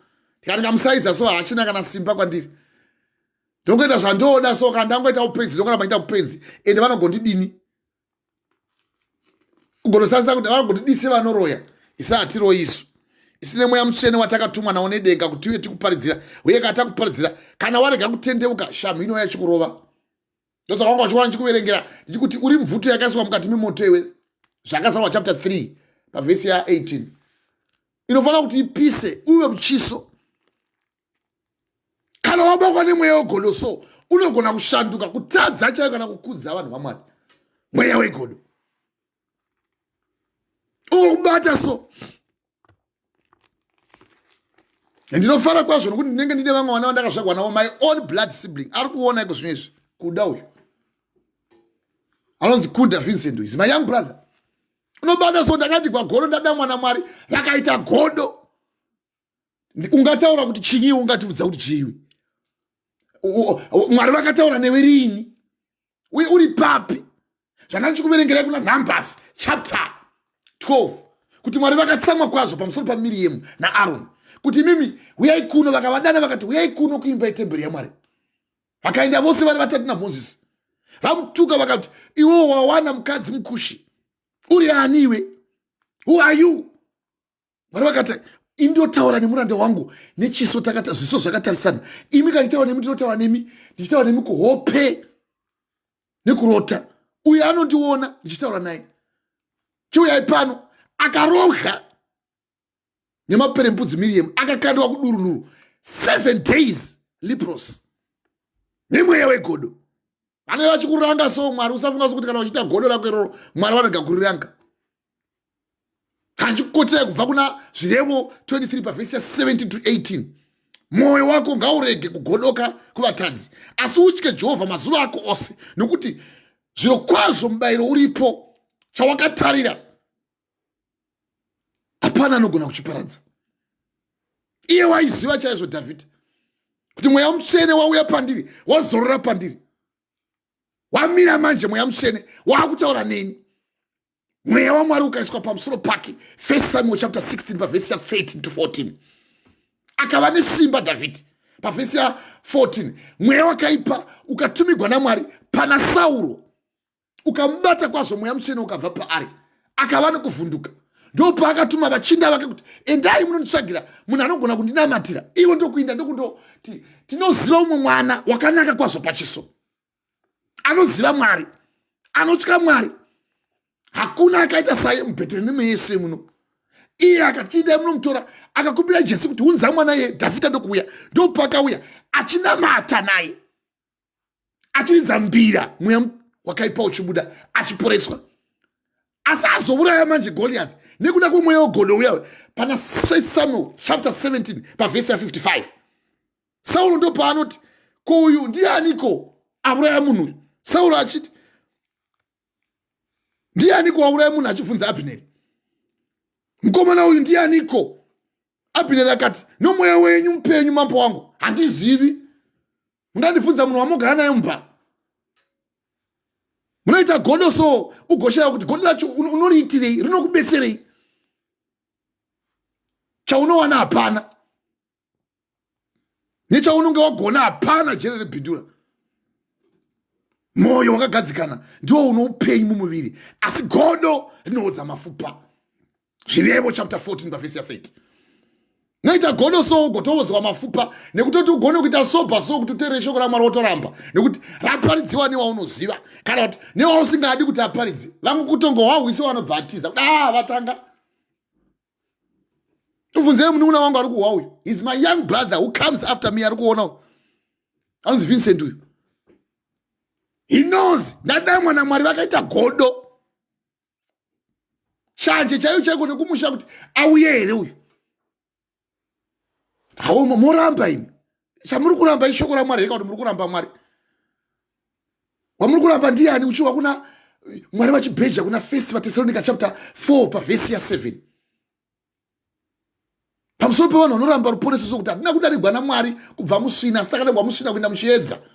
Naizvozvo anoramba haarambiri munhu, asi kuti anorambira Mwari. Anorambira mweya mutsvene, ivo vamene Mwari wedu tose, mweya wegodo. Mambo akabvunza kuti mukomana ndiani zvino pakudzoka kwaDhavhidhi pakuurawa kumuFiristia. Abhineri akamutora akamuisa pamberi paSauro, achakabata musoro womuFiristia, ruoko rwake uri pamusoro pemusoro womuFiristia. Ava muzvanza manje zvaDhavhidhi. Musoro wamuzvanza zvaDhavhidhi takakuparidzirai pamusoro pemukadzi wakaurawa wakadliwa nembwa kuna 2 Kings chapter 8 pavhesi ya 30, Jezebel. Akagwisana kwazvo nemuranda waMwari. Mweya wegodo kana wakubata so unogona kukushandura. Hautoni kana kubatana nehama kana kutombofambidzana nehama, unodzivenga mweya wegodo. Ndakakuudzai kuti godo chokutanga rinotanga kubata mumwoyo, rabata mumwoyo rochibva manje rouya rosindimara kugova ruvengo kwava kuuraya.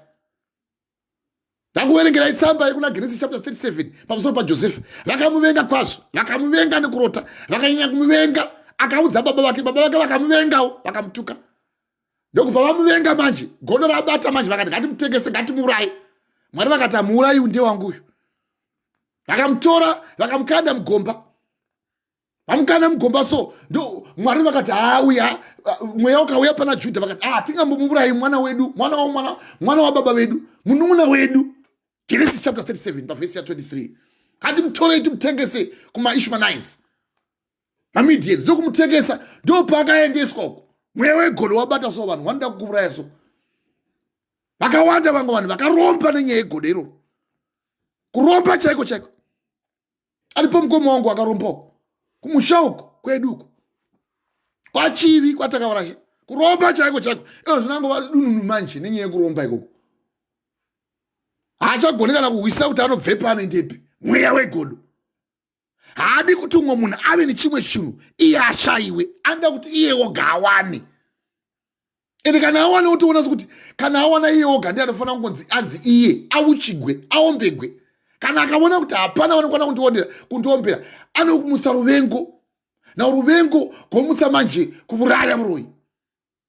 akuudzai kuti kana chivi chinge chawanda mukati menyama so chinobereka ruvengo manje gochibereka manje rufu. Nengoda kuuraya so uyu murume wamuchamuwa nhoroondo yake yekutoda kuuraya, kuuraya chaiko kuti handidombodi kumira ndiani kweye fambai mai ndakuverengera ida kuti muverenge zvakanaka. Zvino pakudzoka kwaDhavhidha pavhesi 57 1 Samuel chapter 17, zvino pakudzoka kwaDhavhidha pakuuraya muFiristia, Abhineri akamutora akamisa pamberi paSauro achakabata musoro womuFiristia muruoko rwake. Pavhesi 58 Sauro akati kwaari, ndiwe mwanakomana waaniko iwe jaya? Otovhunza nekusoma ukonzi kuhomera kwedi kutyara kuti unohomera. Dhavhidha akapindura akati, ndiri mwanakomana womuranda wenyu Jesi muBheterehemu. Ingandimi akanditora wani ndichikunamatira isonzhiya ndichikubvisai mweya wakaipa movhundutswa. Apa ndo pamondibvunza kuti mama negodo, mweya wegodo. Chimisikai zvenyu, fambai nentimai zvakanakisa. Chimisikai pavhesi 1, chimisikai kudamwa, chimisikai muverenge zvakanaka zvakatsetseka. 1 Samuel chapter 18 pavhesi 1. Kudana kwa Jonathan naDhavhidha, kuda Jonathan mwana wa Sauro achida Dhavhidha zvakatsetseka chaicho. Zvino wakati apedza kutaura naSauro, mweya wa Jonathan ukanamatira mweya waDhavhidha. Jonathan akamuda sezvaakanga achida mwoyo wake. Sauro akamutora zuva iroro akasada. Chiverengai kubva pavhesi 1 zvakanaka distinctly. Chimisikai 1 Samuel 18 pavhesi 1. Zvino wakati apedza kutaura naSauro, ipapo apedza kutaura naSauro amubudza kuti ndini mwanakomana womuranda wenyu Jesi muBheterehemu. Anokunamatirai mweya kana uchinge wabuda wamubvunza kuti ndiwani jaya iwe? Semabvunza wanongoita kuti mombori yani kwemaapostoli nemweya wegodo wako kuti tikubvunza kana 1 vhesi kana 1 scripture kana 1 sermon kana 1 maridzo so yaunogona kuparidza kwatiri haugoni. Uchiti wachiita makwikwi panapa kuti mudzimai agone kuverenga shoko rakanaka kuti woparidzigwe uye unotendeuka. Nekuti hatidi kuti kana vhesi chinge yaverengwa konzi handina kuwa zvakanaka tozonzi ibvai pano vaitive zvakaipa, tozonzi hatikuzivi naMwari nokuti akuverengera zvisizvo. Uchiwa tichikomedza mai kuti verengai sezvazviri kuita kuti mweya wako iwe ubude munyaya wegodo iwe.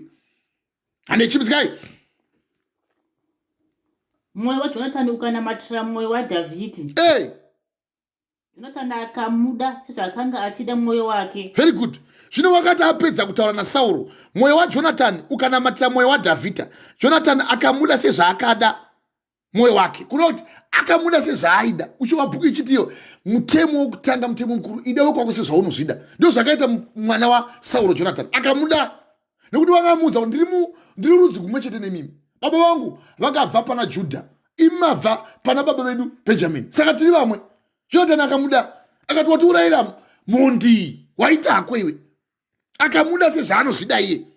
Chimisikai pavhesi 2 Sauro akatora zuva iro akasada kumutendera kudzokera kumusha kwake. Very good. Sauro akamutora zuva iro, kwete akamutora zuva iroro akasada kumutendera kuti adzokere kumusha kwake kumba kwa baba vake kuna Jesi. Akamuda. Kana mukaverenga muchinun'unira kudai so tokugarisai pasi hamusiri Kennedy Banana uya akanga yangochani uyawe wakanga woda kuchinja vhesi kuti mabhaibheri romira akadai so muri mukadzi wemuapostoli, a lady who is married to a servant of the Lord. Musachinja zvakanyogwa, musaya chimwe chinhu chinomiririra zvakanyogwa ipapo. Tikunzwisana? Amen apostoli. Iverengesai zvakanaka pavhesi 2 distinctly. Sauro akadini? Sauro akamutora zuva iro. Very good. Akasada kumutendera kudzokera kumusha kwake. Kumba kwa baba vake. Very good. Muchiverengesa kuti vanhu vazviwe. Pavhesi 3. Pavhesi 3. Zvino Jonathan akaita sungano naDhavhidhi. Nekuti wakanga achimuda sezvaakanga achida mwoyo wake. Zvino Jonathan akaita sungano naDhavhidhi nekuti wakanga achimuda sezvaakanga achida mwoyo wake. Saka sungano yake inoita kuti handichakusiyiwe. Jonathan akabvisa nguo yaanga anayo akafuka akaipa Dhavhidha nezvisimiro zvake, kunyange nomunondo wake, nouta hwake, nebhanire rake. Dhavhidha akasienda kwose kwaaitumwa naSauro, akabata mabasa ose nekungwara. Sauro akamuita mukuru wavarume vehondo zvikafadza vanhu vose uye navaranda vaSauro. Chiwa manje pavhesi ya6 chimisikai pavhesi hey. Zvino vakati vachisvika pakudzoka kwaDhavhidhi pakuuraya muFiristia, ndo pamunoda kuti muchiwa manje handei vakadzi vakabuda kumaguta ose, nokuti vakadzi vanotouya vachipembera kana munhu wavo akanga achivanetsa afa. Inguva yekuti wakanga auraya murume anonzi Goliath. Auya manje anzi chiindai muimba yaMwari, muimba yemuranda waMwari, mutongi. Vakanga vari mambo nokuti iye anga ari muranda waMwari, Sauro anga ari mambo. Chero umambo hwanga hwabva paari nokuti vakatonga Israel for 43 years. 3 years ndo dzakangotonga chete nekutya Mwari. Dzimwe 40 years ranga vazumbu rakapinda nyoka. Saka Jonathan achimupa nguo dzake pamahwamai vachivenga kuti zvino Jonathan akaita sungano naDhavhidha nokuti wakanga achimuda sezvaakanga achida mwoyo wake. Jonathan akabvisa nguo yaakanga akafuka akaipa Dhavhidha nezvisimino zvake, kunyange nemunondo wake, nouta hwake, nebhanire rake. Dhavhidha akasenda kwose kwaaitumwa naSauro, akabata mabasa ose nokungwara. Sauro akamuita mukuru wavarume vehondo, zvikafadza vanhu vose uye navaranda vaSauro. Saka kuti azova mukuru wehondo, ropafadzo yanga yauya nekuda kwokuti wanga auraya wakanga achitambudza vaIsraeri ainzi iye Goliath. Saka nyasha dzichiuya paari, iye atoona kuti kana ndikasagona kumuda munhu uyu handina chandagona, uye ndega ndichimuita mukuru wehondo. Ndo paakabva ava mukuru wehondo, ndo pakatanga umhizha hwokurwa hondo dzaDhavhidha. Wakatanga achiuraya musoro waakagura achiuya achitadzisa Sauro, abvunzwa kuti jaya ndiwaniwe radova benzi Sauro. Nokuti rangarirai kuti paaitobvunza izvozvo pamwe mweya mutsvene wanga wadobva, nokuti wanga wabvazve panguva iyoyo waifanira kumunamatira zvamawa kuna 1 Samuel chapter 16 pavhesi ya14. Saka mweya mutsvene wanga usangusiri paari. Saka achibvunza kuti jaya ndiani, mweya mutsvene wanga wadova paari, otokangama kuti ndianawo. Aka ndiri mwana inini waJese muBheterehemu, ndangofanana nemwimi. Akadiwa kwazvo nemwana wa Sauro, wandaichikutaura kuti Sauro achiwana mukadzi wake ainzi Ahinomu, wakabara vanakomana vake vaviri, Jonathan naAshibhofethi. Now Mefibhoshethi ndo mwana wazobarwa naJonathan. Ashibhofethi mukoma munun'una waJonathan. Jonathan ndiye wanga ari mukuru, kwozoita Ashibhofethi wechipiri. Saka Jonathan wakazobara mwana wake ainzi Mefibhoshethi. Changa chiri chirema chiya changa chodla naDhavhidha patafura. Sauro wafa. Zvisivei izvozvo. So tiri kuti isusu apuwa simba iroro manje ndo paanonzi iwe wava mukuru wehondo. Izvo kwakuri kuda kumukweredza pedo. Mweya wegodo unokukweredza pedo, so yenosadza mutekwe kwedera, yenosadza mutekwe kwedera. Aine chinangwa chekuda kuponda. Uwe manje ngano dzake nenharaunda dzake dzaakanga oita nemanomano ake ekuda kuuraya. Wegodo so anokukweredza pedo, so kuti uya pano kunge anokuda iye hakudi. Hallelujah, hallelujah, hallelujah. Amen. Praise God. Munofanira kuti amen kaapostoli. Hallelujah. Amen apostoli. Handisiti kuparidza panapa. Amen apostoli. Saka ava nemweya uyoyo, ndo mweya mutsvene uyoyo wanga wapa naDhavhidha. Ava nesimba rokubvisa mweya wakaipa mudunhu rose reIsraeri. Israeri ikarangarigwa nemurume akapuwa umhare naMwari, apuwa simba kuna 1 Samuel chapter 16 pavhesi ya 13 na14. Simba guru rikava paari, akamira kwazvo. Asi mweya wakaipa ukaiswa pana Sauro, wamuno wangu wobvunza wobomoka uko kuna 1 Samuel chapter 17 pavhesi ya 56. Kuti jaya ndiwani kwewe? Sauro akati kwaari, ndiwaniko mwanakomana iwe jaya? Dhavhidha akapindura akati, ndiri mwanakomana womuranda wenyu Jese muBheterehemu. Uri pasi paJese iwe, saka usandibvunza izvozvo. Handi wakauya ukakumbira kuti ndofana kuuya kuzokupa mweya wakanaka unobva kudenga nokuti ndakazodzwa naMwari. Hallelujah, hallelujah, hallelujah. Amen apostoli. Pavhesi ya 6 Dhavhidha akasienda kwose kwaaitumwa naSauro, akabata mabasa ose nekungwara. Sauro akamuita mukuru wavarume vehondo, zvikafadza vanhu vose uye nevaranda vaSauro. Pavhesi ya 6 zvino vakati vachisvika pakudzoka kwaDhavhidha pakuuraya muFiristia, vakadzi vakabuda kumaguta ose vaIsraeri vachiimba vachitsamba kusangana namambo Sauro, vachiimba vachidzana ngoma nekufara uye nezvimwe zvokuridza, vachifara kutaura igwa nubwiya. Chiverengai pavhesi ya7. Chimutsikai. Vhesi ya7 chimutsikai mai. Pavhesi ya7. Vakadzi vakaimba vachibvumirana. Pakuridza kwavo vakati, Sauro wakauraya zviuru zvamazana ake, asi Dhavhidhi makumi ezviuru zvamazana ake. Ndo zvakatsamwisa izvozvo murume iyeye. Ndo zvakatotanga kuti manje godo richivapo kuti yamondiona sekuti nandibetseri iye ndiye anobetsera. Vachiimba mamai nekuti mamai ndo vanonyongonya guvhu nemusuva. Vakati wauraya munhu wakatiurayira hama dzedu dzose. Waita hako. No mamai manje vanenge vopupura kuti iye waita uye azowana zenze uye apuwe simba. Tichikura isi kuzvikoro isusu taiziva kuti vanoimbira vaya kana tiri kuma sports vasikana ndio vaimba chaizvo. Waita zenze kana wakabata bhora so kana waimanya so waibva watoita shungu kwazvo. Vakadzi vakaimba vachibvumirana pakuridza kwavo. Vakati Sauro wakauraya zviuru zvamazana, asi Dhavhidhi makumi ezviuru zvamazana. Zviuru zvezana ndo zvandakauraya. Uyu wonzi wauraya zviuru makumi ezviuru zvamazana. Chiwai pavhesi ya8. Sauro akadini? Sauro akatsamwa kwazvo. Dowa. Shoko iri rikasamufadza. Sauro akatsamwa kwazvo. Shoko iri rikasamufadza. Mweya wegodo. Asa paurayigwa mhandu yavo. Waivapandukira iwe achiuya achiuraya vaIsraelites. Iye anga asingagoni kuuya achimuraya munhu uyu. Aurayigwa munhu wemanje uyu. Iye otsamwa kwazvo. Sematsamwira unotoita so richiparidza vhangeri. Akatsamwa kwazvo nenyaya yegodo manje ramubata. Sauro akatsamwa kwazvo. Shoko iri rikasamufadza mukati memwoyo wake sokuti chava chii futi chaakuitwa ichi. Makuimba pano muchiuya muchipechuka muchiti kwai Sauro wakauraya zviuru zvamazana, asi Dhavhidhi wauraya makumi ezviuru zvamazana ake. Uye kuti ake kumucheto ndo kunonetsa uko. Idzokorere vhesi iyo. Sauro wakauraya zviuru zvamazana. Verengai.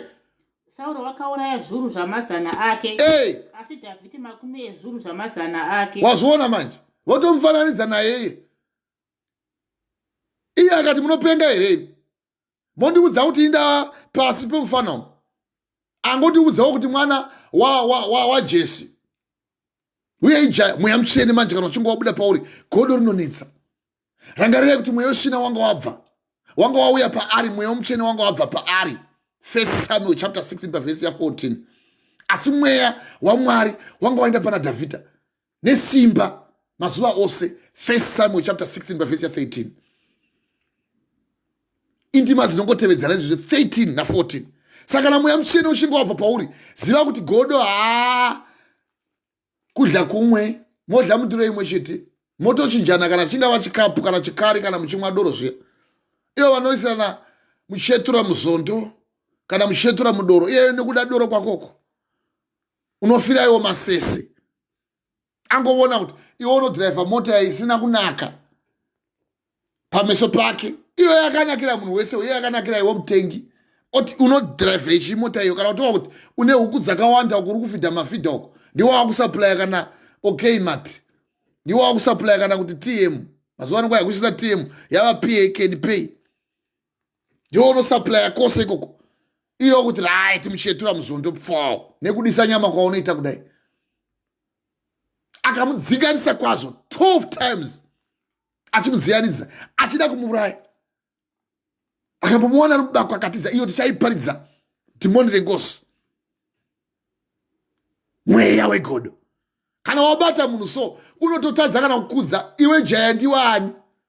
1 Samuel chapter 17 pavhesi ya 58. Sauro akati kwaari, ndiwani kumwanakomana iwe jaya? Dhavhidhi akapindura akati, ndini mwanakomana womuranda wenyu Jesse Bethlehem.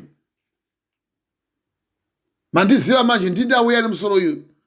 Ndakabata muruoko gwangu kuti ndikutaridze kuti ndindauraya vamwe vasabata. Nekuti kuya neexhibit kana waita chinhu unofana kuya uchitaridza.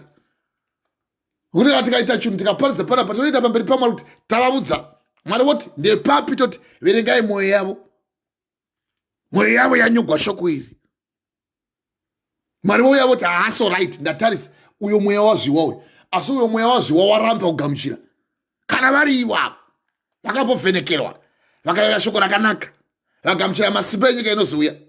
Now vakava vanogona kuwa shoko iro ratiri kuparidza iri orega kutseuka unorovera unenge uchiroverera mwanakomana womunhu pamuchinjikwa iwe uchimuseverera akuudza uri unogozha iwe unenge uchigwadza chaikugwadza gwadza chaiko chaiko Mwari nekuti Mwari vanenge vakagumbuka kuti uri kuroverera mwanakomana wangu pamuchinjikwa Jesu Kristu vakauya vachikufira pamuchinjikwa kuti ubve mumweya wegodo. Wafanana Sauro manje unenge uchingoumana nekuti wane godo anenge achingoumana paanenge aisa poison paya anenge ovhunza vazomwa ko mvura iyi haina kumwiwa nemhake ko inde haisina kumwiwa handipei ndigochengeta ndigozovapa vagomwa izvo waisa muchetura mukati mecoca-cola waisa muchetura kana mukati memaheu chaiwo chaiwo handi munodisa maheu ndakuigirai maheu andakavirisa iwo kwangu nekudawo kumwa nekuti mweya waMwari haupo pauri unogona kukutizisa sematizire akanga oita mufana weDhavhidha wakatiza kwazvo vanda nemubako so akacheka nehanzu yaSauro akabuda pa atovata avatisiwa nemweya wakaipa uyo akavata mubako mweya wegodo kutotsamwa so tichikuparidzira so unofunga kuti achiparidza vhangeri so tiri serious nemudzimba kudai nemamai richiti be serious patofaridza vhangeri iwe woita zvokutamba nemharidzo iyi wotofunga kuti uya kuzokubhabhatidza isu kana kuya kuzokuti muri right uri right kana watendebuka muzvivi zvako kana usati watendebuka muzvivi zvako hausati wava right uchaita right kana vhangeri rakubata pari zvino izvi uchiri mutsva wesamba mweya wegodo Sauro naDhavhidha.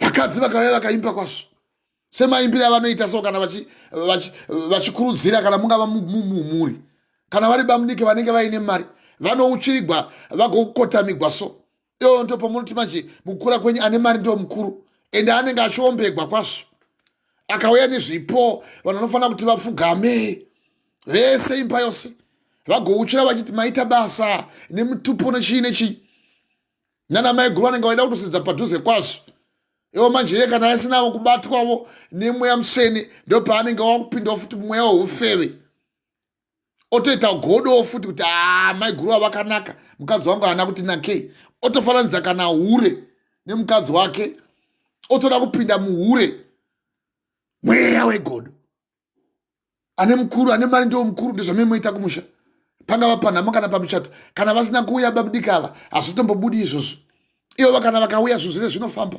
chirega uchiona manje madzimai mauchiriro avanga vachiita apa ndo mauchiriro avanoita mukurarama kwenyu kudai vakauchira vakaridza miridzo vachirova ngoma vachipururudza zvino vakati vachisvika pakudzoka kwaDhavhidha pakuuraya muFiristia vakadzi vakabuda kumaguta ose avaIsraeri vachiimba vachitamba kuzosangana namambo Sauro nengoma.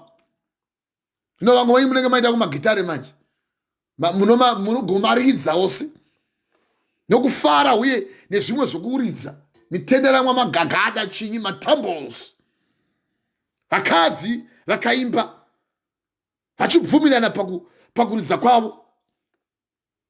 Ivhesi ya7 vakadzi vakaimba vachibvumirana pakuridza kwavo vachiti Sauro wakauraya zviuru zvamazana ake asi Dhavhidhi makumi ezviuru zvamazana ake ova pamusoro paDhavhidha ova pamusoro paSauro Dhavhidha ndo paakati right eya munotoimba henyu muchiziva kuti uyu wava pamusoro pangu mweya wakaipa wanga wava pamusoro pake manje. Pavhesi ya8 Sauro akatsamwa kwazvo shoko iro rikasamufadza akati chinyi pavhesi ya8 Sauro akatsamwa kwazvo shoko iri rikasamufadza akati vakapa Dhavhidhi makumi ezviuru zvamazana asini vakandipa zviuru zvoga. Vakapa Dhavhidhi makumi verengesai mai ndima idzoda kudzingwe nevanhu vose hatikuramba tidzokorora ndima iyoyo. Amen apostle. Uye ingari pamusoro. Pavhesi ya8 Sauro akatsamwa kwazvo shoko iri rikasamufadza akati vakapa Dhavhidhi makumi ezviuru zvamazana asini vakandipa zviuru zvoga. Wazviona manje yatovashayisano manje kuti imo ndiudza kuti Dhavhidhi ndiye akakupai zviuru zvamazana asi ndakupai zuru zoga morevei mweya wegodo ndo zvakamusamwisa izvi handei chanoshayiwa zvino chinyiko asi ushe bhoga chii chaangashayiwa pandiri kuzhoko kuti ndiri mambo saka mauda kuti mutomutora muchimuita mambo kaini nokuti amoimba muchiti mimi wakauraya zviuru zvamazana ini akangouraya zviuru zoga saka chaanoshayiwa pakati pangu ini naye chii musiyano kutorevera kuti pakati pangu ini naye musiyano uripo ndokuti iye haasi mambo indini mambo saka simba asisina simba ndiye haanaro ndo zvamoreva imi nokuti vakaimba vachiti Sauro wakauraya zviuru zvamazana ake asi Dhavhidhi makumi ezviuru zvamazana yakakotewa nemwanakomana womunhu achivaudza kuti vana vemhombwe vana venyoka chaanoshayiwa chiko pandiri chiko asi ushe hoga here pavhesi ya9 chipidzikai pavhesi ya9 zvinokubva pazuva iro namazuva ose Sauro akachenjerera Dhavhidhi ndokuita godo Sauro wakachenjerera Dhavhidhi wakamitira godo 1 Samuel chapter 16 pavhesi ya9 zvinokubva pazuva iroro namazuva ose Sauro wakachenjerera Dhavhidhi pavhesi ya10 zvinofume mangwana mweya wakaipa wakanga watumwa naMwari ukauya pamusoro paSauro nesimba uyo mweya uyo kuti wangova negodo so mweya wakaipa unenge uri pauri zvizive izvozvo ndozana kuti verengai zvakanaka ngatiparidze vhangeri vanhu vazviwei tangai pa pavhesi ya8 chipidzikai wiri pamusoro pavhesi ya8 zvino Sauro akatsamwa kwazvo shoko iri rikasamufadza akati vakapa Dhavhidhi makumi ezviuru zvamazana asi ini vakandipa zviuru zvoga chanoshayiwa zvino chinyiko asi ushe bhoga pavhesi ya9 pavhesi 9 zvinokubva pazuva iro namazuva ose Sauro akachenjerera Dhavhidhi Sauro anga ane vane godo naDhavhidhi akachenjerera Dhavhidhi kuti mungwarire manje munhu iyeye ukangoona angouya pedo newe kana muchifamba kana muri mumabhawa menyu mamunomwa nekuwa munogochera kuti mungwarire munhu iyeye ngwarira munhu iyeye kana ukangoona wangosiya nyama yako wainda auraya vanhu vakawanda panapa Sauro wakachenjerera Dhavhidhi pavhesi ya10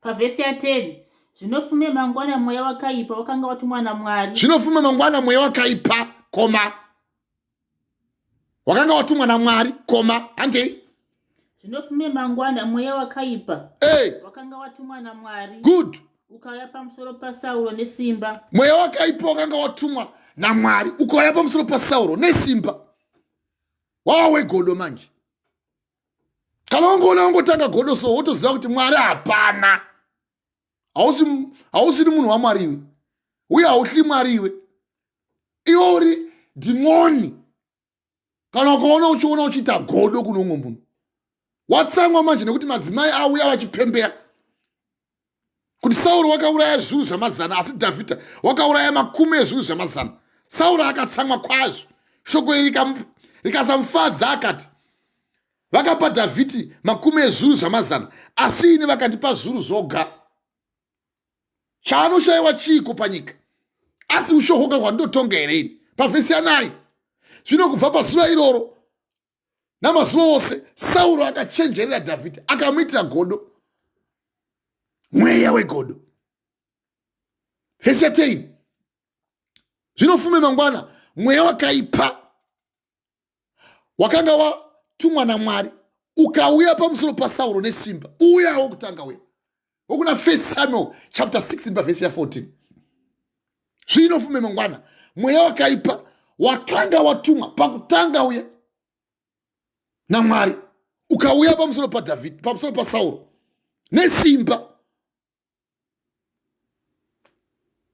akadini iye akataura nekupenga mukati meimba yake nowa otopopota so nekuti vane godo so kana wao vachipopota so nemumusha raini rose rinoziva kuti nhasi vatanga baba vai rose rinoziva sekumusha kwedu kuti namo mudharaunda yoti kana akapopota akaenda paruvazhe so maiwe raini rose rotoziva raini rose kwete musha wose achiko mudhara wangu mukuruku aita akaenda paruvazhe so achipopota apa ari kupopota akatasana namai mbuya vangu raini rose roziva so ndo zvakanga zvaita manje kumurume uyu.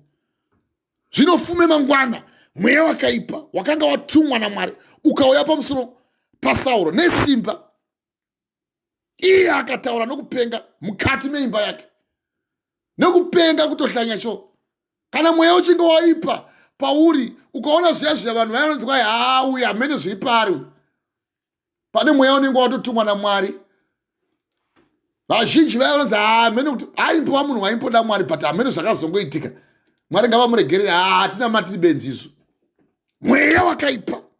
Ita uchikomenda iwo mufana wangu Vincent, uri kuzviona, komenda. Toda kuona uchiti amen apa. Kuda komenda apa.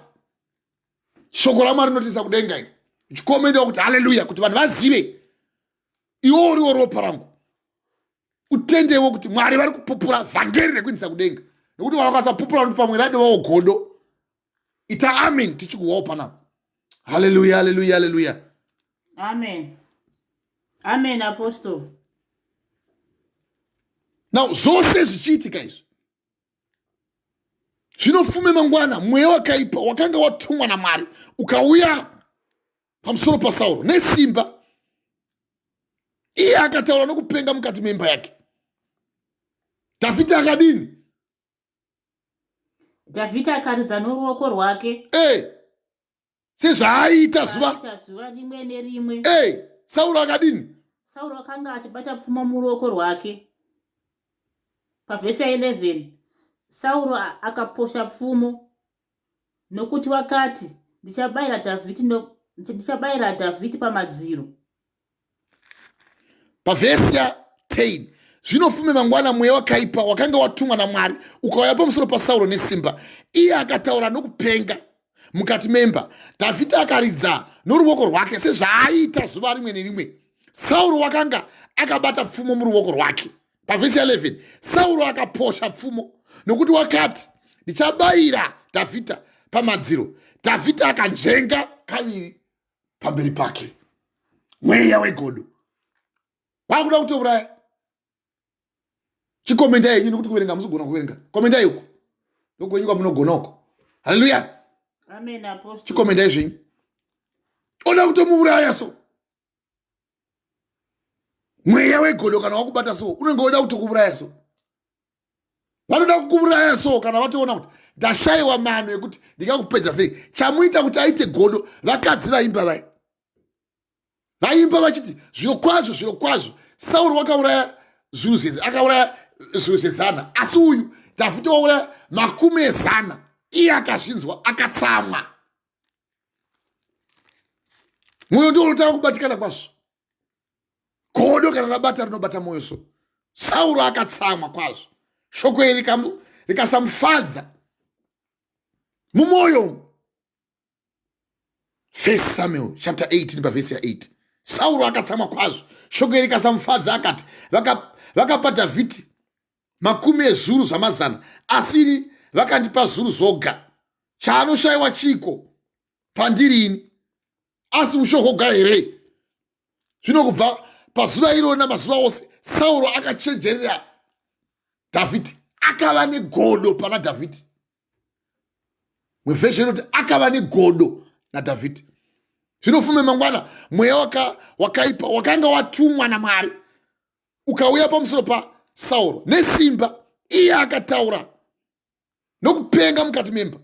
Dhavhidhi akaridza noruoko rwake sezvaaita zuva nerimwe. Sauro wakanga akabata pfumo muruoko rwake. Sauro akaposha pfumo akati kwaari ndichabaya Dhavhidhi pamadziro. Dhavhidhi akanzvenga kaviri pamberi pake. Mweya wegodo wabata mumwoyo, wagwadziwa. Nokuti mwoyo kana wabatwa unogwadziwa, nokuti mawakuchi wakabatiwa kwazvo mumwoyo, wakatsamwa kwazvo. Shoko iri rikasamufadza mumwoyo, wakatsamwa kwazvo. Shoko iri rikasamufadza, ndopaanozobata manje pfumo kuti achiuraya manje mufana. Mweya wegodo. Pavhesi 12, Sauro akatya Dhavhidhi nokuti Jehovha wakanga abva kuna Sauro. Naizvozvo Sauro akamutamisa abve kwaari akamuita mukuru wechiro, akabuda nokupinda pakati pevanhu. Dhavhidhi akafamba nekungwara pazvose zvaakaita, Jehovha akava naye. Zvino Sauro wakati achiona kuti unofamba nekungwara kukuru nokutya, akamutya kwazvo. Asi Israeri vose navaJudha vose vakada Dhavhidhi nokuti waibuda nokupinda pakati pavo. 1 Samuel chapter 18 verse 18. Sauro akatya Dhavhidhi nokuti Jehovha wakanga ava naye, uye Mwari vakanga vabva paari iye Sauro. Naizvozvo Sauro akamutamisa abve kwaari otohla competition. Chibva ako pano handichadi kukuona ini, mweya wegodo. Rungano rwake akazama 12 times kuti auraye Dhavhidhi. Mwari vachimuzvengesa so, mweya wegodo. Kana wakubata so unogona kukusundira kusvina, ugobatikana so neevhangeri kuti vanoriparadzira evhangeri. Sauro akatya Dhavhidhi nokuti Jehovha wakanga abva kuna Sauro. Naizvozvo Sauro akamutamisa, akamubvisa kwaari, akamuita mukuru wechuru. Izvo kutomuita kuti ave munhu anogona kuitawo basa raMwari, achirwa hondo kwakuri kutozeza uye nekutohla. Hawagoni kuti ugone kuzochengeta shoko raMwari iri kana iwe ukasava nemweya mutsvene, uye haugoni kuzobvikirwa kune ane godo newe kana ukasamira pana Mwari. Nokuti haana kuda kudzosera murume anonzi iye Dhavhidhi. Mwana wake akazorova rungano kuna Zvirevo chapter 23 verse 17. Mwoyo wako ngaurege kugodoka navatadzi, asi utye Jehovha mazuva ako ose, nokuti zviro kwazvo mubayiro wako uripo. Chawakatarira achingaparadzwi. Waiziva kuti kumberi uku ndicharopafadzwa naMwari, akachengeta mashoko aMwari.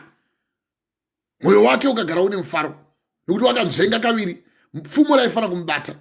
Akati mwoyo wangu ini wakagadzikana mukati memuviri wangu, asi kana ndikaita godo, zviro kwazvo rinoodza mapfupa angu. Zvirevo chapter 14 verse 30. Ndo shoko gurusisa rokuti kana ukatiza kumweya wegodo, Mwari vanokukurudzira, vanokusumudza, vagofamba newe. Sauro akatya Dhavhidhi nokuti Jehovha wakanga abva kuna Sauro. Naizvozvo Sauro akamutamisa kubva paari, akamuita mukuru wechuru. Dhavhidhi akabuda nekupinda pakati pevanhu. Dhavhidhi akafamba nekungwara pazvose zvaaita, Jehovha akava naye. Kana waona wachengeta mweya mutsvene, wabvisa godo mukati memwoyo wako, Jehovha anova newe. Zvino Sauro wakati achiona kuti anofamba nekungwara kukuru, akamutya kwazvo. Yava verse 15. Akamutya kwazvo. 1 Samuel chapter 18 verse 15. Unotyisa iwe pamberi pewakaipa kana ukasagona kudzosera godo beki. Wabata mashoko andakudzidzisayo kuna Zvirevo chapter 23 verse 17 to 18. Mwoyo wako ngaurege kugodora vatadzi, asi utye Jehovha mazuva ako ose.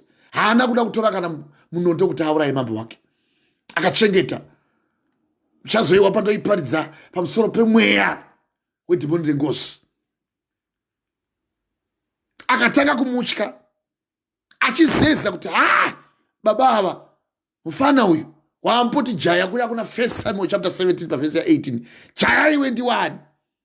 Kuti wakanga auya akabata musoro wa Goliath. Goliath akamubata so. Abhineri akati ina nditombomuzivishe wangu, kanzi mudani mweya wakaipa wangu uchingori pari. Godo kana kubata mweya wakaipa unenge uchifamba newe.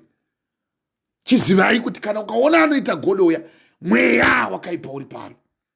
Haafambi naMwari uyu, haahli Mwari uyu, haazezi kuita chivi, uye haahli kutadza, nokuti mweya wakaipa uri paari.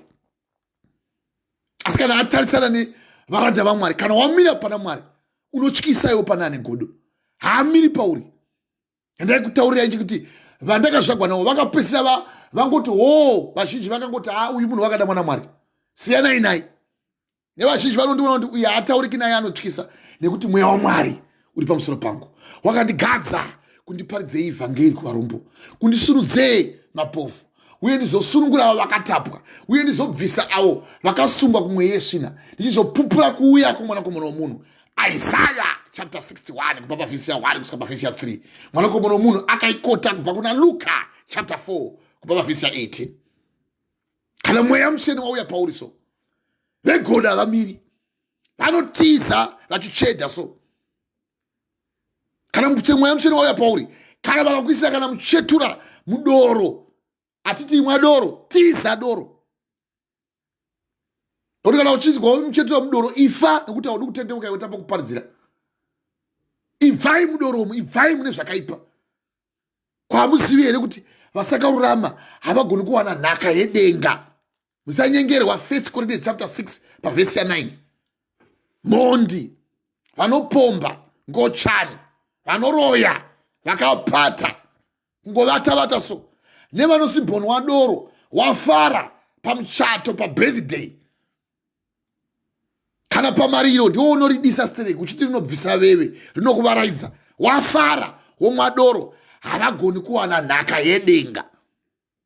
Saka kana wakakanikwa muchichetura, iwo uchitonzi naMwari ibva mudoro, iwo unoramba uri mudoro, uri muzivi. Mweya wako wakaipa iwe.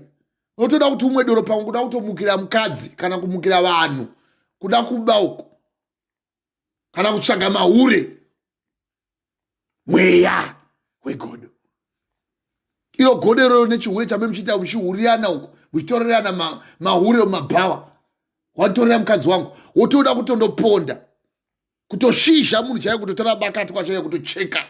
Mweya wegodo. Wakabata murume anonzi Sauro, akatsamwa, anzwa ruyo wakaimbwa nemadzimai.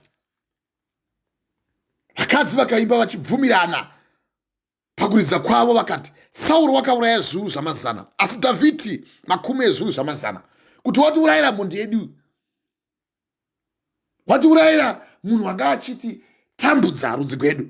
Sauro akatsamwa kwazvo. Vhesi ya8. Shoko iri rikasamufadza, akati suwa mungapa Dhavhidhi makumi ezviuru zvamazana, ini mondipawo zviuru zvoga. Chaanoshayiwa chii kwandiri? Ndo zvaunenge woita manje, watsamwa kana watoregwa hure. Uchiwa murume anonzi Solomoni achikota kuna Zvirevo chapter 6 pavhesi 34, nokuti godo rinomutsa hasha dzemurume.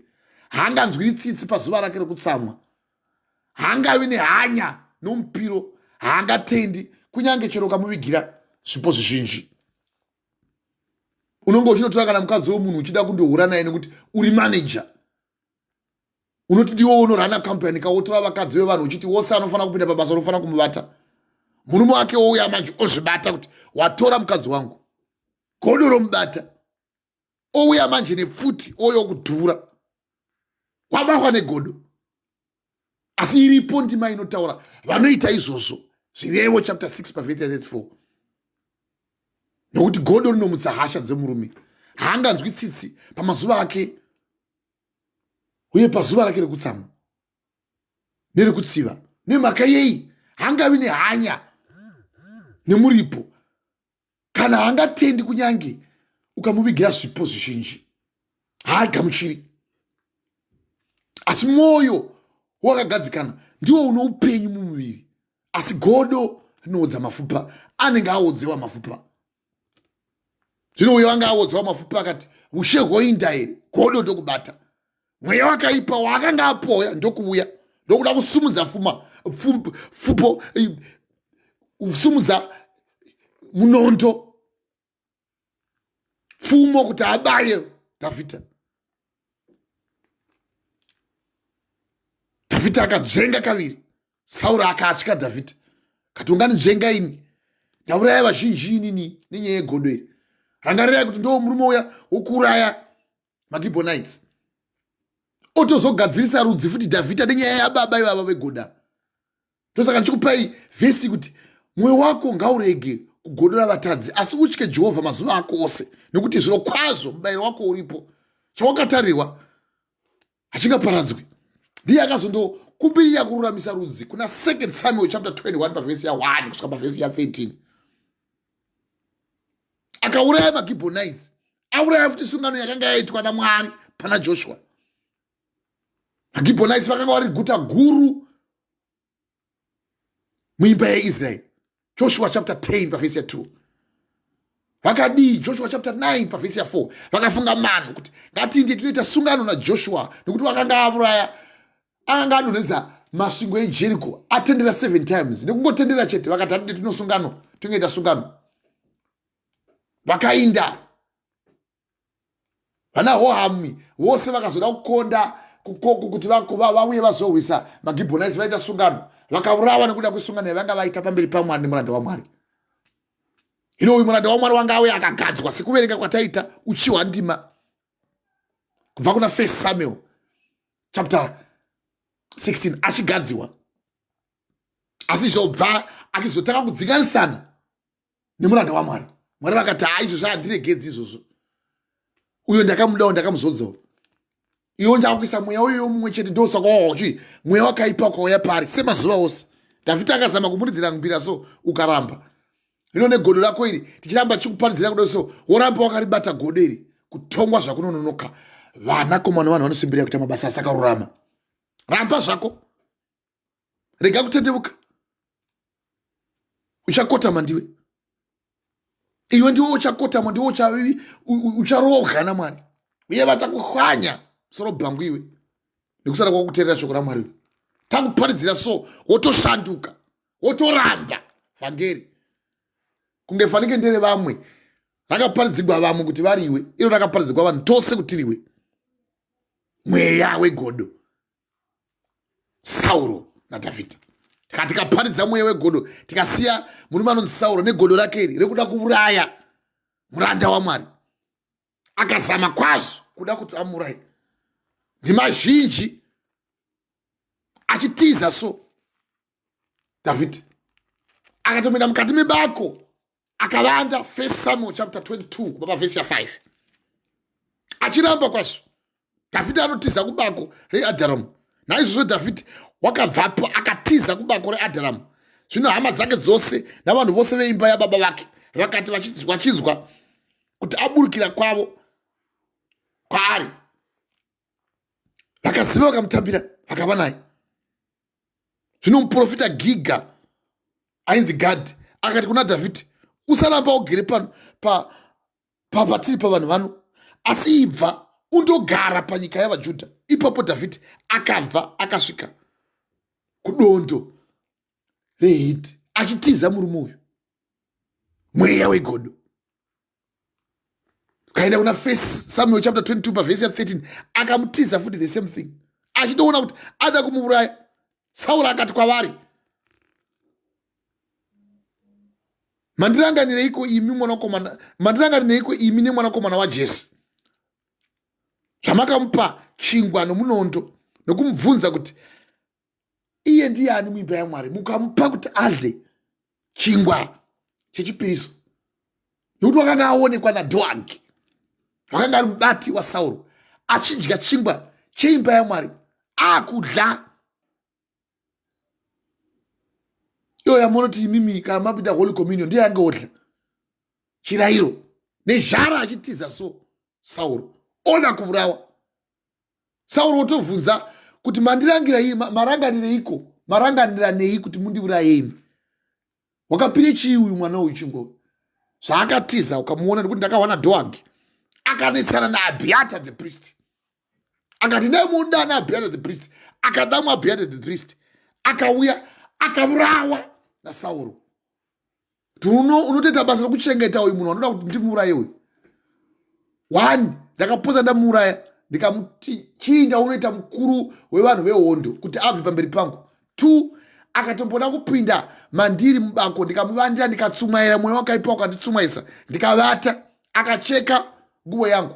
Iwo ndiwo wotora ndiwo wopa chingwa chokudya Abhiata the priest, akaurawa.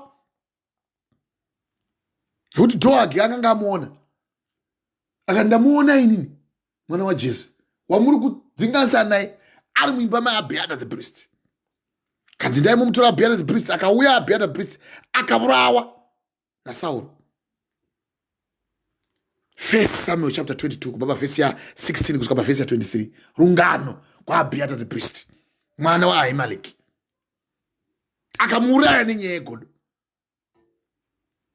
Asi uchiwa kuti achidamwa sewakanga ari munhu wakanga akarurama, aitya Mwari, anga akanaka kwazvo. 1 Samuel chapter 9 pavhesi ya 2. Hakuna munhu wakanga akanaka pamberi peimba yeIsraeri kuti wakanga ari murume wanga akanaka, akarurama, uye ari murefu, Mwari vachimugadza so, iye ndokurashika so.